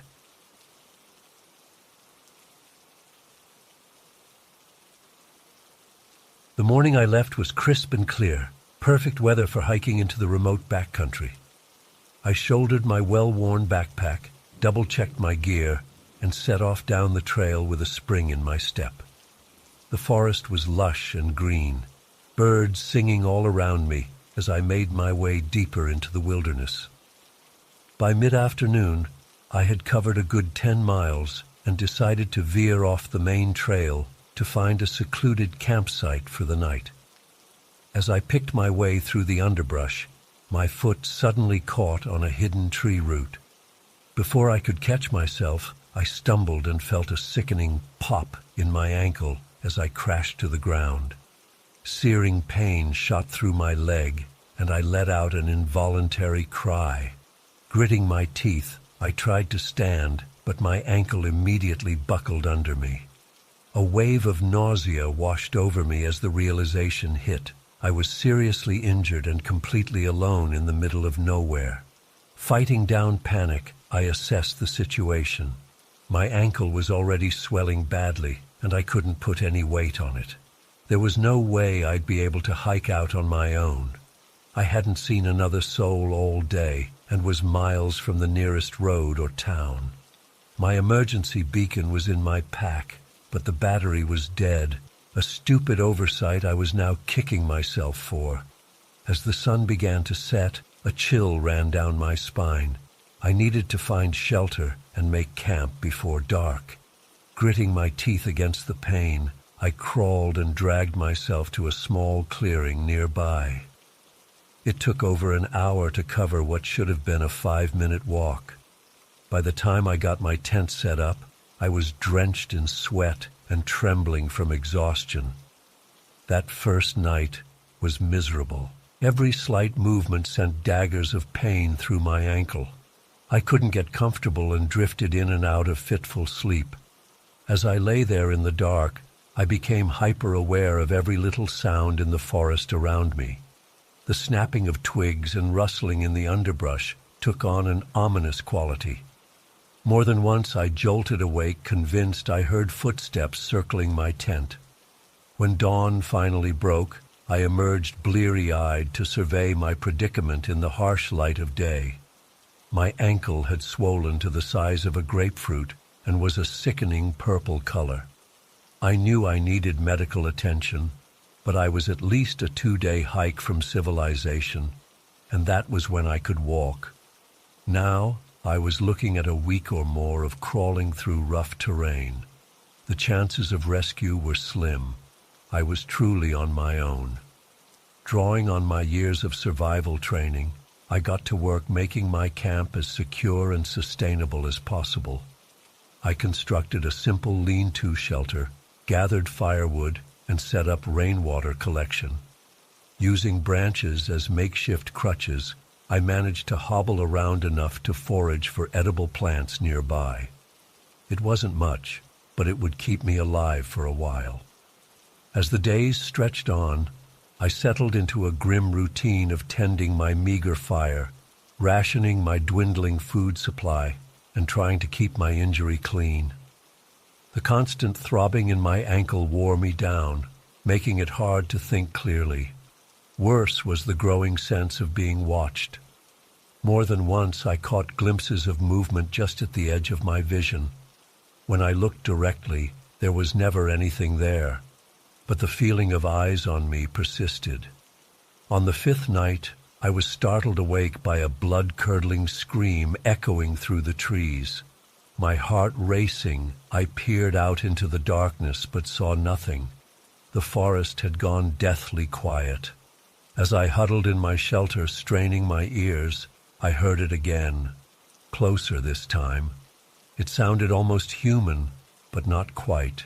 A primal fear gripped me as I realized whatever was out there was circling my camp. For hours, I sat frozen in terror as the creature prowled around me. Occasionally, it would let out that horrible scream, setting my teeth on edge. I clutched my hunting knife with white knuckles, knowing it would be little defense if the thing decided to attack. As the sky began to lighten, the sounds faded away, but I knew it was still out there, waiting. The next few days passed in a haze of fear and exhaustion. I barely slept, jumping at every little noise. My food was almost gone and infection was setting into my ankle. Feverish and delirious, I began to lose hope of ever making it out alive. The nights were the worst, with that thing circling my camp and screaming. Sometimes I thought I saw glowing eyes watching me from the shadows. Just when I had resigned myself to dying alone in those woods, I heard the most beautiful sound, helicopter blades chopping through the air. Summoning the last of my strength, I crawled out of my shelter and waved frantically. The search and rescue team spotted me, and soon I was being airlifted to safety. In the hospital, I learned I had been missing for over 2 weeks. My family had reported me overdue, and a massive search effort had been launched. The doctors said I was lucky to be alive. Any longer out there, and I likely would have succumbed to infection or exposure. As I recovered, I tried to make sense of what had happened out in those woods. The search team found no signs of any large predators in the area. When I described the screaming creature, they exchanged skeptical looks. I began to wonder if it had all been a fever dream brought on by my injured state. But even now, years later, I can still hear those inhuman screams echoing in my nightmares. My time alone in the wilderness taught me a humbling lesson about respecting nature's power and never taking survival for granted. I still love the outdoors, but I'll never go on a solo trip again. Some things out there are beyond explanation, and it's best not to face them alone.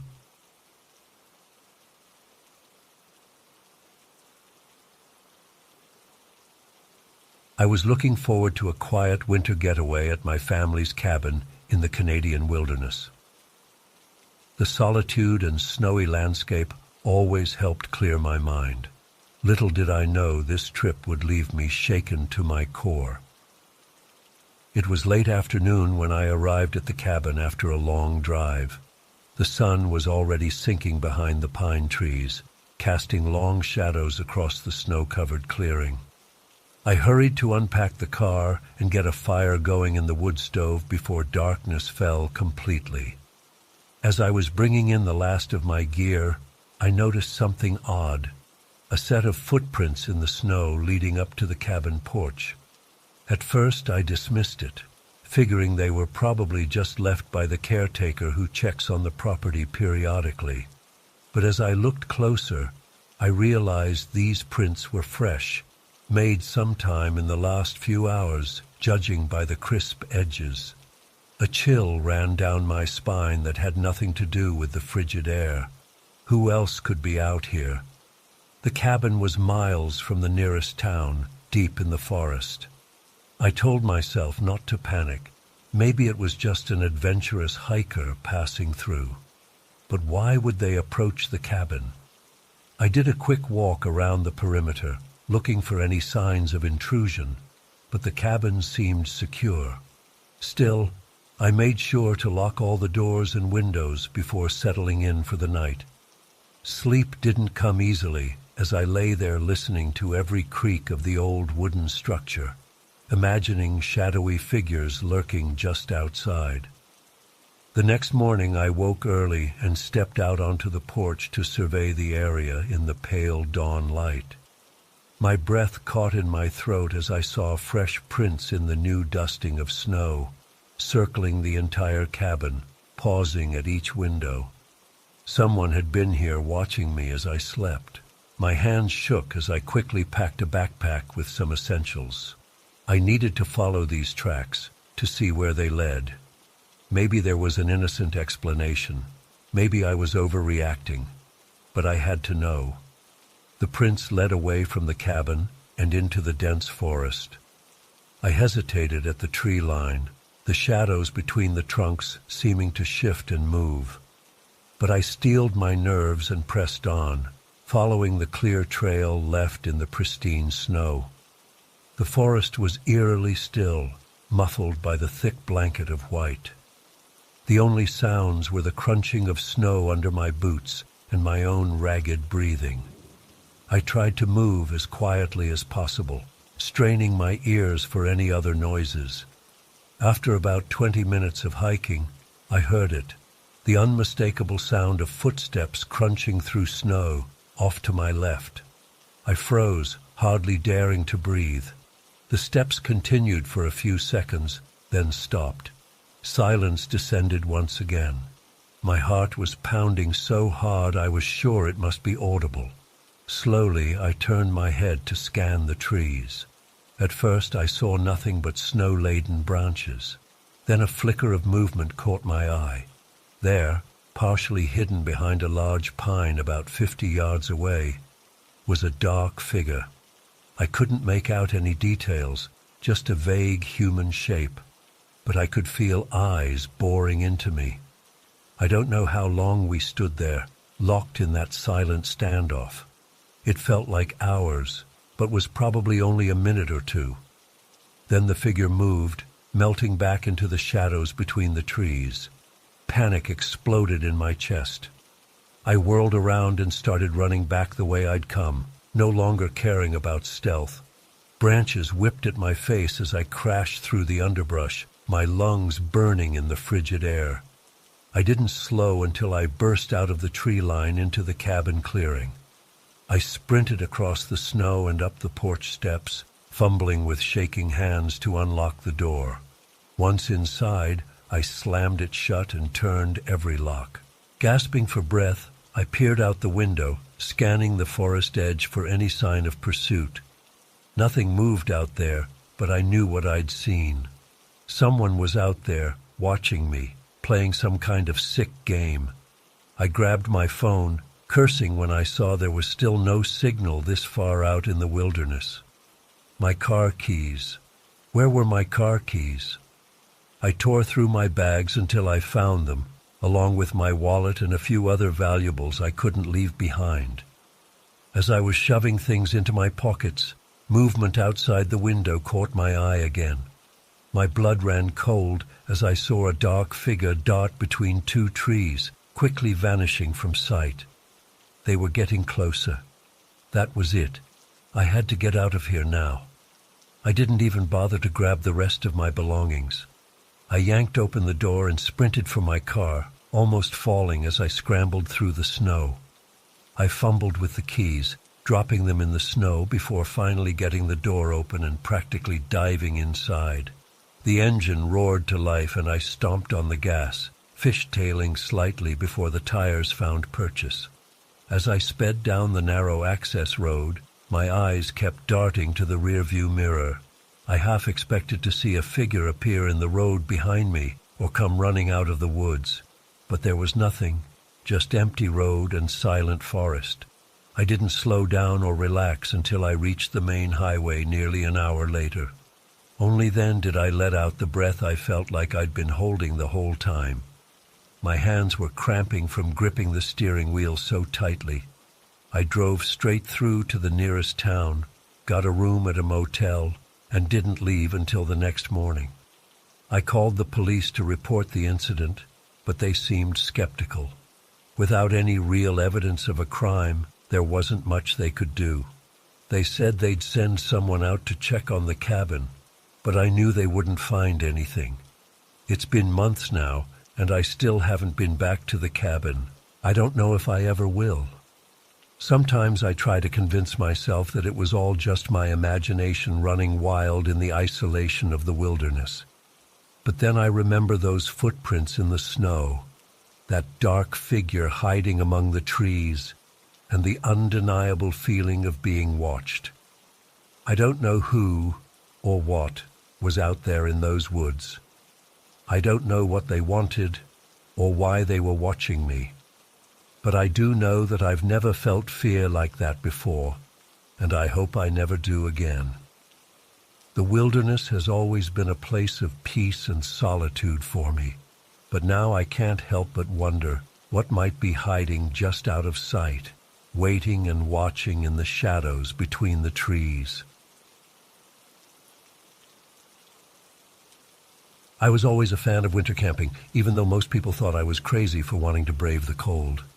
There's just something magical about the stillness of a snow-covered forest. This year, my buddy Mark and I had planned our annual trip to the Nevada wilderness. We'd been doing this for the past 5 years, always choosing a different spot in the vast expanse of the Sierra Nevada range. We set out early on a crisp Saturday morning in January. The drive took about 3 hours from Reno, winding up into the mountains on roads that became increasingly treacherous with ice and snow. By early afternoon, we reached the trailhead where we'd start our hike into the backcountry. As we shouldered our heavy packs filled with winter gear, food, and supplies, I felt that familiar excitement building. The air was sharp and clean, our breath visible in puffy clouds. The forest around us was silent except for the occasional creaking of snow-laden branches. We hiked for about 2 hours, trudging through knee-deep snow at times. The exertion kept us warm despite the dropping temperature. As the sun began to dip towards the horizon, we found a small clearing that seemed perfect for setting up camp. Mark and I worked efficiently to get our tent pitched and a fire going before darkness fell completely. The flames cast flickering shadows on the surrounding trees as we sat close, sipping hot chocolate and recounting stories from past trips. Remember that time we saw those mountain lion tracks circling our tent? Mark chuckled. I shuddered at the memory. Yeah, let's hope for no repeat performances this year. As the night wore on, the temperature plummeted. We could hear the occasional crack of a tree branch giving way under the weight of snow and ice. It was peaceful, in an eerie sort of way, the kind of silence you only find in places truly removed from civilization. We turned in around 10 p.m., burrowing into our sub-zero sleeping bags. I drifted off quickly, lulled by the absolute quiet of the forest. I'm not sure what time it was when I first heard it. A sound that didn't belong, cutting through the silence like a knife. My eyes snapped open, suddenly wide awake. For a moment, I thought I might have dreamed it.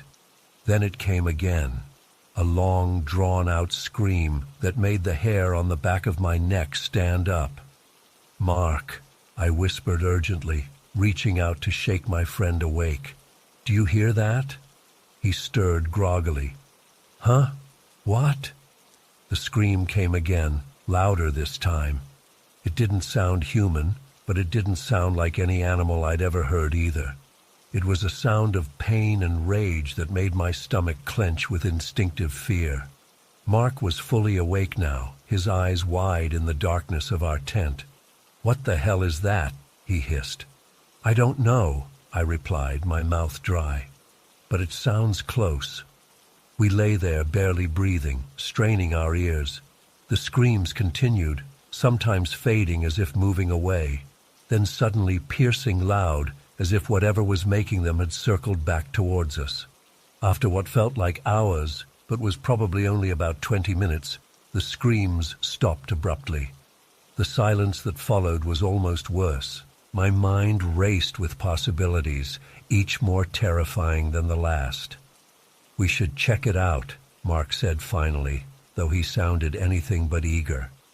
Part of me wanted to say no, to suggest we stay put until morning, but curiosity and a need to understand what was happening overrode my fear. Reluctantly, I nodded. We dressed quickly, layering up against the biting cold. Grabbing our headlamps and a hunting knife each, we unzipped the tent and stepped out into the night. The clearing was bathed in silvery moonlight reflecting off the snow. Our breath fogged in front of us as we stood still, listening. Nothing but silence. "Which direction did it sound like it was coming from?" Mark whispered. I pointed towards a dense section of forest to our left. "I think over there." Switching on our headlamps, we began to pick our way through the trees. The beams of light created strange, shifting shadows that seemed to move at the corners of my vision. Every snapping twig under our feet sounded impossibly loud. We'd been walking for maybe 10 minutes when Mark suddenly grabbed my arm, pointing. "Look!" At first, I couldn't see what he was indicating. Then my light fell on a splash of red against the white snow. Blood. A lot of it. My heart pounding, I swept my light in an arc, revealing more spatters leading deeper into the woods. Against my better judgment, we followed the trail. A few yards further, we found the source. A large buck lay sprawled in the snow, its throat torn out. The carcass was still steaming slightly in the frigid air, meaning whatever had killed it couldn't be far. "Jesus," Mark breathed. "What could have done this?" Before I could answer, movement caught my eye. I swung my light towards it, illuminating a figure standing motionless about 20 yards away. It was a man. At least it looked like a man. He was tall and thin, wearing what appeared to be a light jacket and jeans, completely inadequate for the freezing temperature. His skin was so pale it seemed to glow in the moonlight. But it was his eyes that froze the blood in my veins. They reflected the light of our headlamps like an animal's, gleaming an unnatural yellow-green. For a long moment, we all stood stock still, staring at each other. Then, without a sound, the man turned and walked deeper into the forest, disappearing into the darkness beyond the reach of our lights. Mark and I looked at each other, fear plain on both our faces. Without a word, we turned and ran back towards our campsite as fast as we could manage through the deep snow. We reached the clearing in record time, gasping for breath. "We need to get out of here," I panted. "Now." Mark nodded emphatically, already moving towards the tent. We packed up our gear in a frenzy, not bothering to be quiet or careful. Every rustle of the trees made me flinch, convinced the strange man was about to emerge from the darkness. Within 15 minutes, we had everything shoved haphazardly into our packs. We didn't even bother properly breaking down the tent, just yanking up the stakes and stuffing the whole thing, poles and all, into its bag. The hike back to the car was a nightmare. We half ran, half stumbled through the snow, our headlamps bouncing wildly. Every shadow seemed to hide a threat. The weight of our packs threw off our balance, causing us to slip and fall multiple times. But fear kept us moving, scrambling back to our feet each time. When we finally reached the car, I nearly wept with relief. We threw our gear in the back and peeled out of the parking area, tires spinning on the icy road. As we drove down the mountain, the adrenaline began to wear off, leaving us shaky and exhausted. We rode in silence for a long time, both lost in our own thoughts. Finally, Mark spoke. What do you think that was back there?" I shook my head. "I don't know. I don't want to know. The way it looked at us." Mark shuddered. "Those eyes, they weren't human. Maybe it was just some crazy hermit living in the woods," I suggested, not believing it even as I said it. Mark snorted. "Right.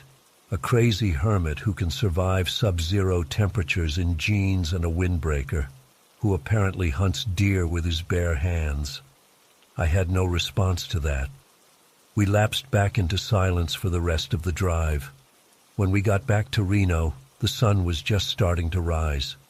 We went to my place, neither of us wanting to be alone. We spent the day trying to rationalize what we'd seen, coming up with increasingly far-fetched explanations. But deep down, we both knew there was no logical explanation for what we'd encountered in those woods. In the years since, Mark and I have never gone back to that part of the Sierra Nevadas. We still go camping, but we choose more populated areas now, places where other hikers and campers are always within shouting distance. Sometimes, on particularly cold and quiet nights, I find myself lying awake, straining my ears for that terrible scream. And I wonder about the pale man with the reflecting eyes, and whether he's still out there in the dark heart of the forest, waiting. Part of me wanted to ignore it, but I knew the holiday surge pricing meant a big tip. Plus, I felt bad for whoever was out there alone on Christmas Eve. So I accepted the order and headed out, cranking up the Christmas music to keep my spirits up as I drove deeper into the dark forest. The roads got narrower and more winding as I went. My GPS kept cutting out, and a light snow had started to fall, making visibility poor. Just as I was starting to worry I was lost, I spotted a driveway with a mailbox matching the address. As I pulled up to the cabin, I immediately felt uneasy. The place looked run down, with peeling paint and boarded-up windows. But there were lights on inside, and I could hear what sounded like a raucous party going on. Loud music, laughter, the clinking of glasses. It seemed at odds with the desolate exterior. I grabbed the food and made my way up to the front porch, my shoes crunching in the snow. Before I could knock, the door swung open. A tall man with wild gray hair and penetrating eyes stood there, grinning widely. "Well, hello there," he boomed. "You must be our food delivery. Come in out of the cold." He grabbed my arm and started pulling me inside before I could protest. The smell hit me first. A sickly sweet odor mixed with something metallic and rotten. Then I noticed the silence. The party sounds had stopped abruptly the moment the door opened. I can just leave the food here," I stammered, trying to back away. But the man's grip on my arm tightened painfully. "Nonsense," he said, still smiling that unnerving grin. "You simply must join our little gathering. We're always looking for new guests." That's when I noticed the dark stains on his shirt and the wild, hungry look in his eyes. Pure animal instinct took over, and I yanked my arm free, stumbling backwards off the porch. I threw the food at him and ran for my car, my heart pounding. As I peeled out of the driveway, I glimpsed several pale faces pressed against the cabin windows, watching me go. The man stood on the porch, still grinning and waving as if nothing was amiss. I broke every speed limit getting back to town. My hands were shaking so bad I could barely hold the steering wheel. I kept checking my rearview mirror, terrified I'd see headlights following me. But the road behind me stayed dark and empty. When I finally made it home, I locked every door and window. I tried to tell myself I was overreacting, that there must be a logical explanation. But I couldn't shake the feeling that I'd narrowly escaped something truly evil that night. I couldn't sleep at all. Every time I closed my eyes, I saw that man's hungry grin. I kept hearing phantom sounds, footsteps on the stairs, scratching at the windows. By morning, I was a wreck, jumping at every little noise. I called in sick to work and spent the day obsessively searching online for any information about that cabin or strange disappearances in the area.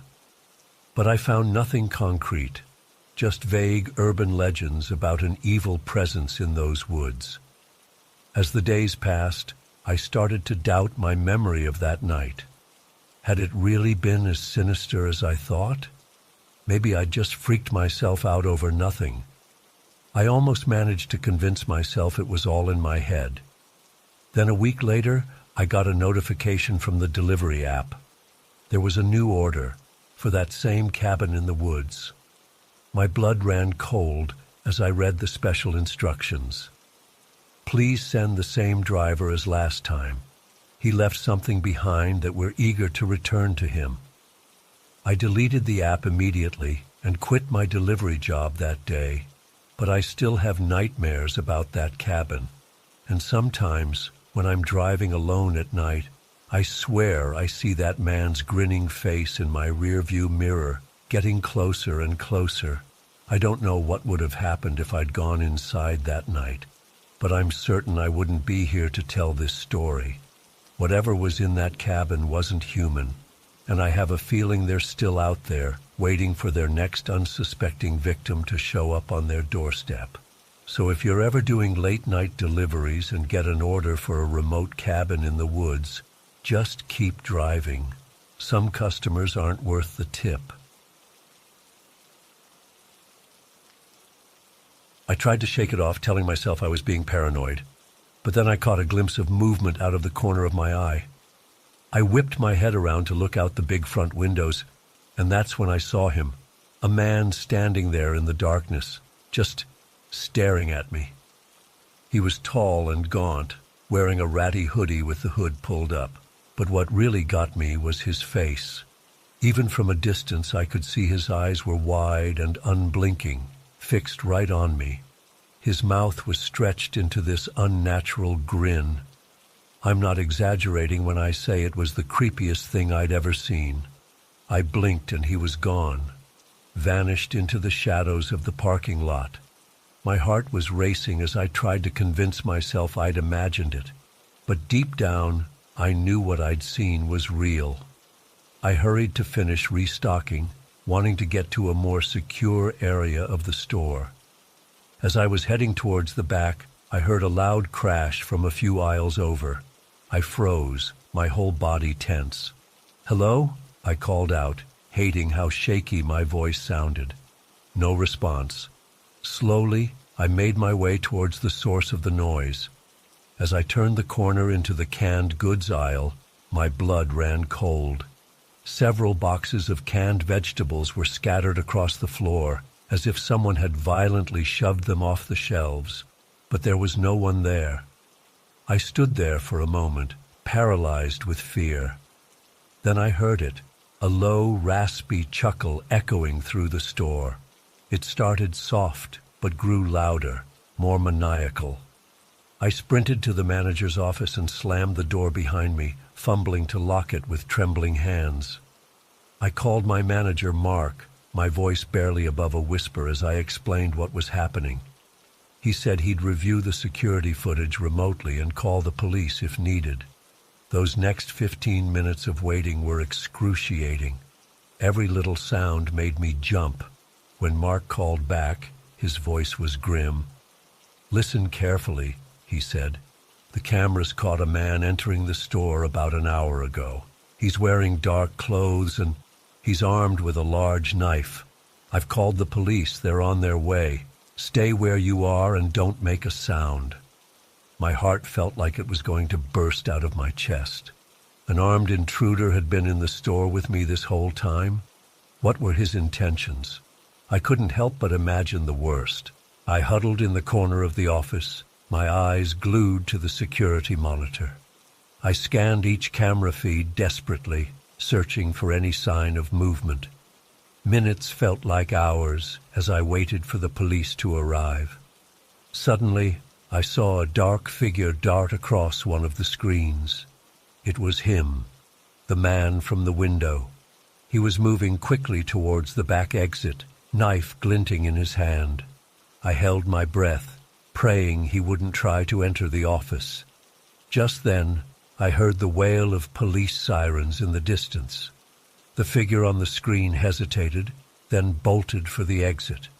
I watched as he disappeared into the night, seconds before the first police car pulled into the parking lot. The rest of the night was a blur of police statements and evidence collection. They found no trace of the intruder, just the mess he'd left behind.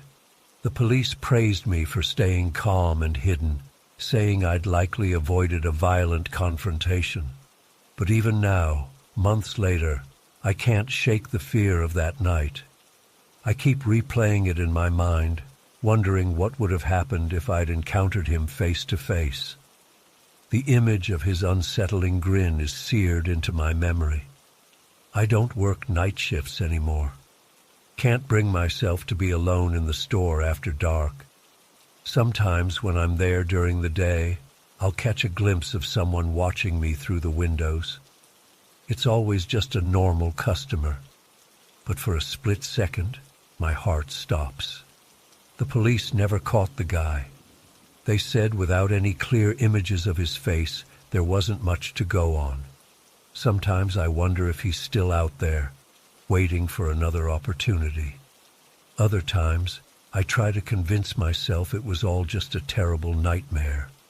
But then I'll be lying in bed at night, and I'll hear that chilling laugh echoing in my mind. And I know it was real, all too real. I've tried talking to a therapist about it, but it's hard to fully convey the terror of that night, the feeling of being hunted, of knowing someone with unknown, violent intentions was lurking in the shadows. It's changed me in ways I'm still trying to understand. I've become hyper-vigilant, always scanning my surroundings for potential threats. Loud noises make me jump. I have trouble sleeping, often jolting awake from nightmares of being chased through endless store aisles. My coworkers have noticed the change in me. They try to be supportive, but I can see the concern in their eyes. I know they whisper about me when they think I can't hear. Poor guy, he's never been the same since that night, they'll say. And they're right. I've thought about quitting my job entirely, but the idea of being unemployed and alone with my thoughts is even more terrifying.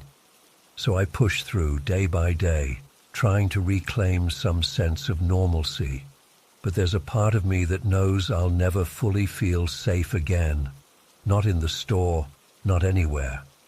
That night showed me how quickly our sense of security can be shattered, how thin the line is between safety and danger. I find myself wondering about the intruder. What drove him to enter the store that night? What were his plans? Was he just a desperate person looking to rob the place, or did he have more sinister intentions? The not knowing is almost worse than anything else. Sometimes I imagine running into him on the street. Would I recognize him? Would he recognize me? The thought makes my skin crawl. I've started carrying pepper spray with me everywhere I go. It's probably overkill, but it gives me a small sense of control. Like maybe next time, I won't be so helpless. My friends and family have been patient with me, but I can tell they're getting frustrated. They want me to move on and stop dwelling on it. But how do you move on from something like that? How do you forget the feeling of being prey? I've tried to research similar incidents, hoping to find some answers, or at least feel less alone. But every story I read just adds to my anxiety, reminding me of how vulnerable we all are. The store has upgraded its security system since that night. New cameras, better locks, the works. But it doesn't make me feel any safer. I know now that no amount of technology can fully protect us from the darkness that lurks in some people's hearts. As I write this, I'm sitting in my apartment, doors locked, curtains drawn. It's broad daylight outside, but I still can't shake the feeling of being watched. I know it's irrational, but that's the thing about trauma. It doesn't always make sense.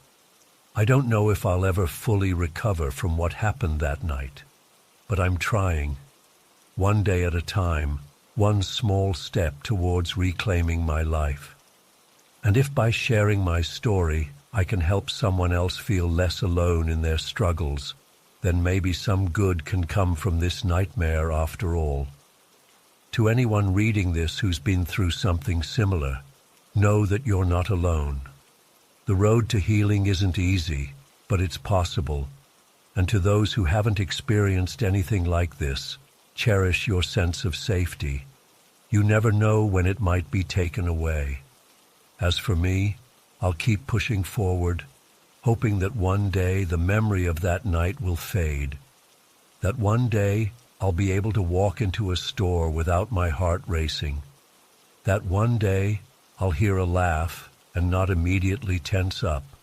Until then, I'll keep telling my story, because maybe, just maybe, it'll help someone else feel a little less afraid in this unpredictable world we live in.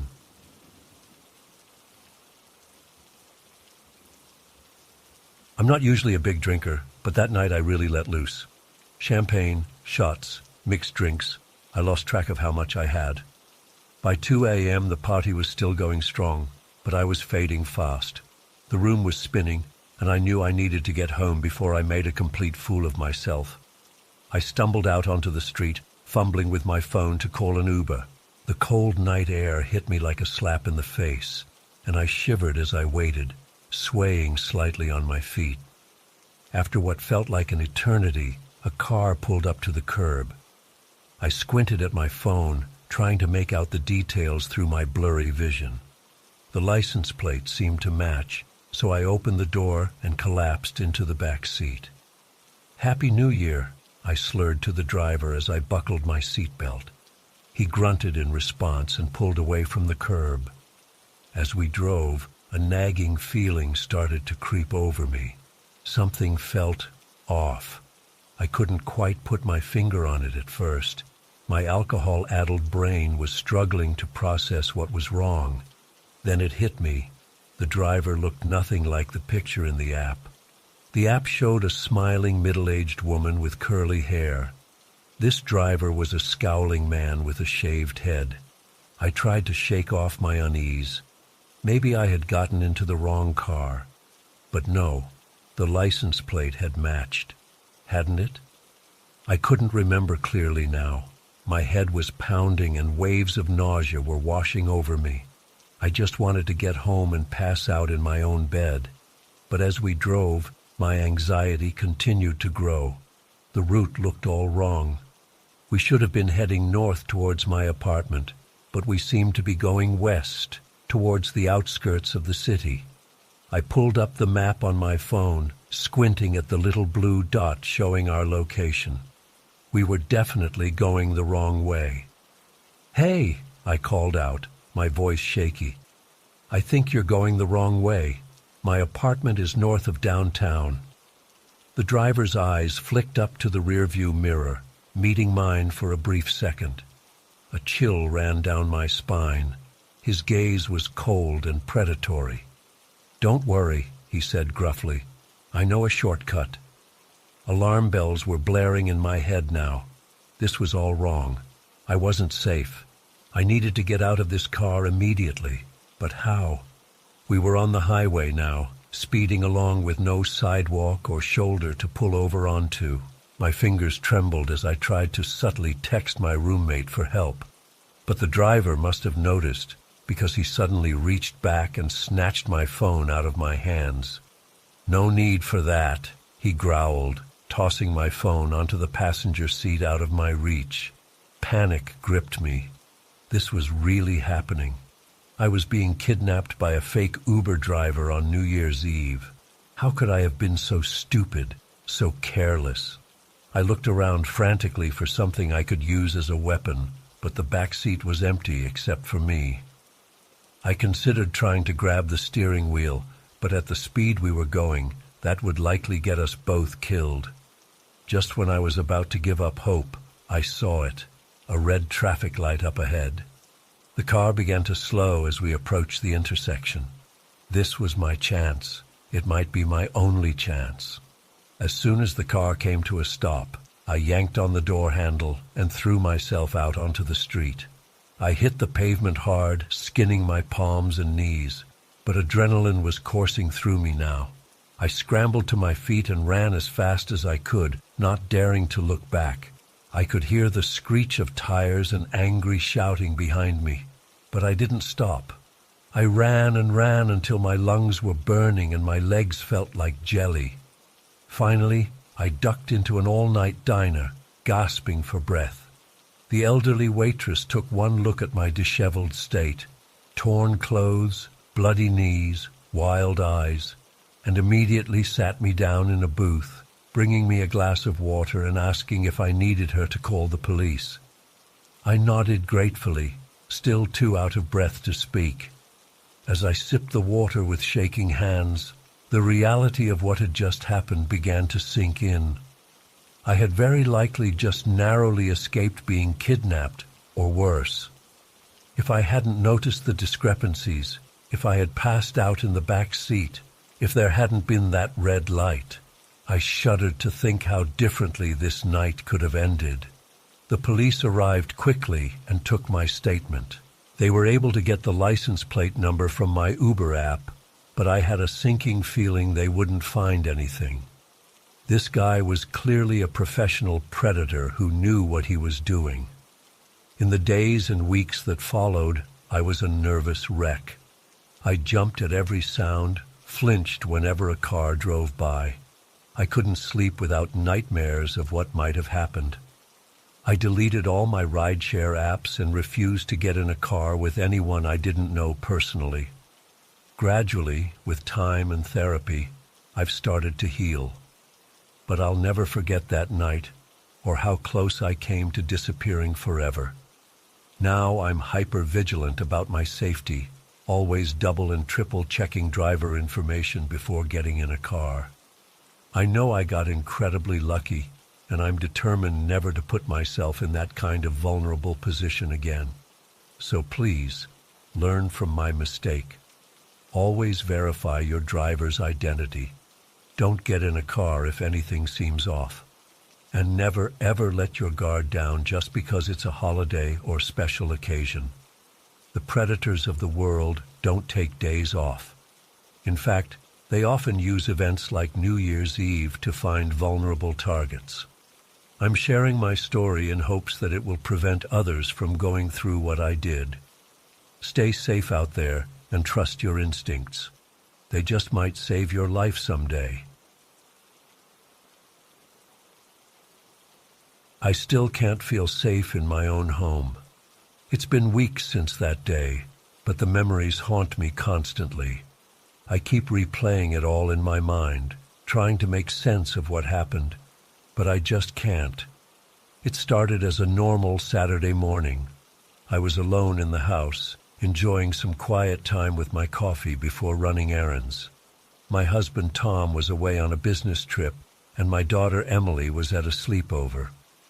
I remember feeling grateful for the peaceful moment. That peace shattered in an instant when I heard Tom's voice calling out to me from the backyard.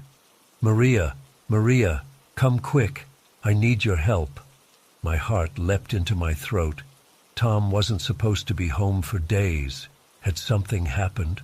Was he hurt?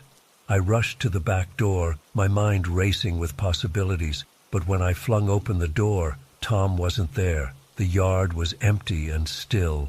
Confusion washed over me. Had I imagined it? But it had sounded so real, so urgent. "Maria!" There it was again, unmistakably Tom's voice. It seemed to be coming from beyond our fence, in the wooded area behind our property. "Please, I'm hurt. I need you." Fear and adrenaline propelled me forward. I ran across the yard, vaulted over our low fence, and plunged into the trees. "Tom, where are you?" I called out desperately. His voice answered, sounding pained. "Over here, hurry!" But as I moved towards the sound, it seemed to shift, coming from a different direction.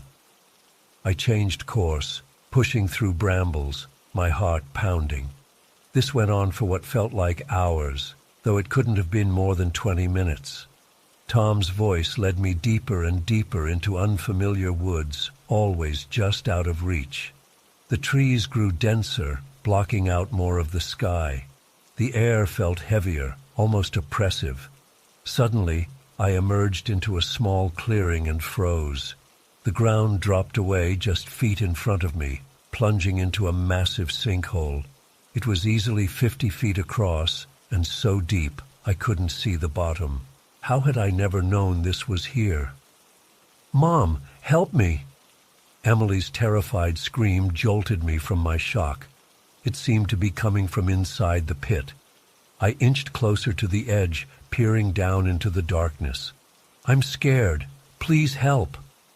"Emily," I called out, my voice shaking. "Where are you, honey? I can't see you." "I'm down here. I fell in and I can't get out." Her sobs tore at my heart. I had to get to her, had to save her. But how? The sides of the pit were sheer, offering no safe way down. As I frantically searched for a solution, my own mother's voice drifted up from the depths. "Maria, darling, come down here. We need you." I stumbled back from the edge, my mind reeling. This was impossible. My mother had passed away years ago. What was happening? The voices began to overlap, a cacophony of pleas and cries from everyone I loved. Tom, Emily, my mother, my best friend, all calling for me, all seeming to be trapped in that bottomless pit. Their words tugged at my heart, urging me to jump in, to save them. Part of me knew it couldn't be real. But the voices, they sounded so authentic, so desperate. Tears streamed down my face as I wrestled with indecision.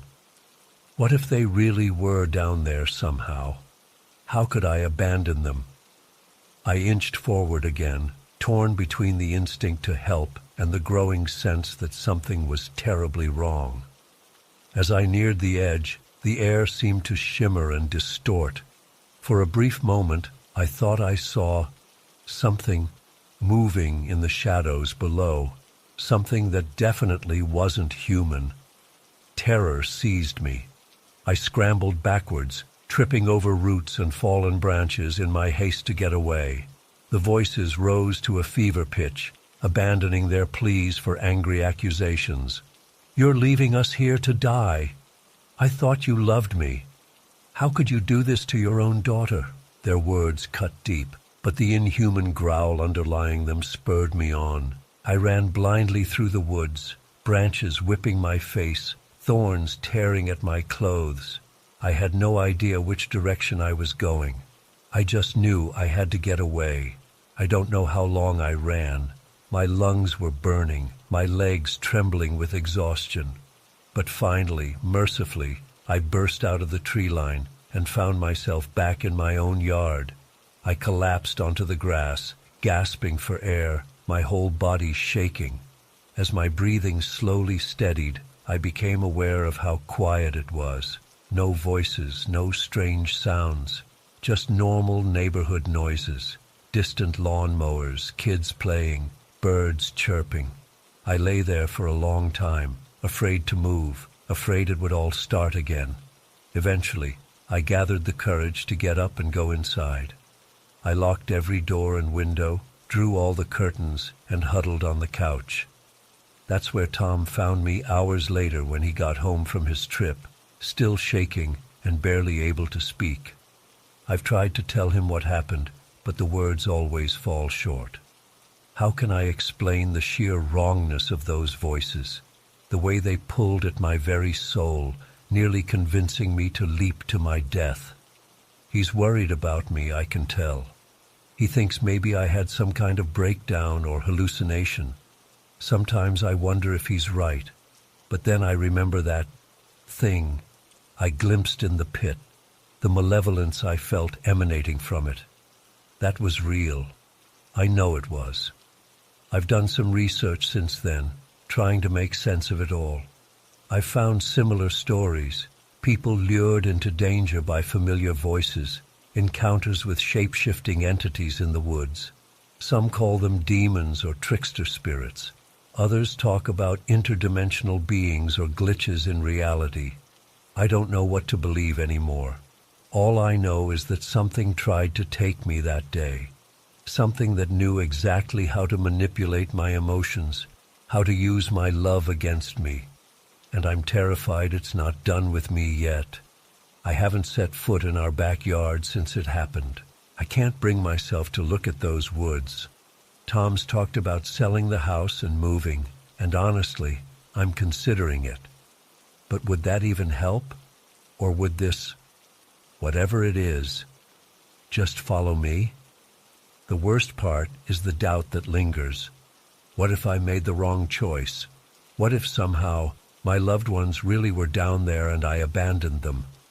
Logically, I know that's impossible, but the guilt still gnaws at me. I find myself analyzing every sound now, every voice. When Tom or Emily call out to me from another room, I freeze up, wondering if it's really them. I'm constantly on edge, waiting for the trick to be revealed, for the voices to start again. I've thought about going to therapy, but I'm afraid they'll think I'm crazy.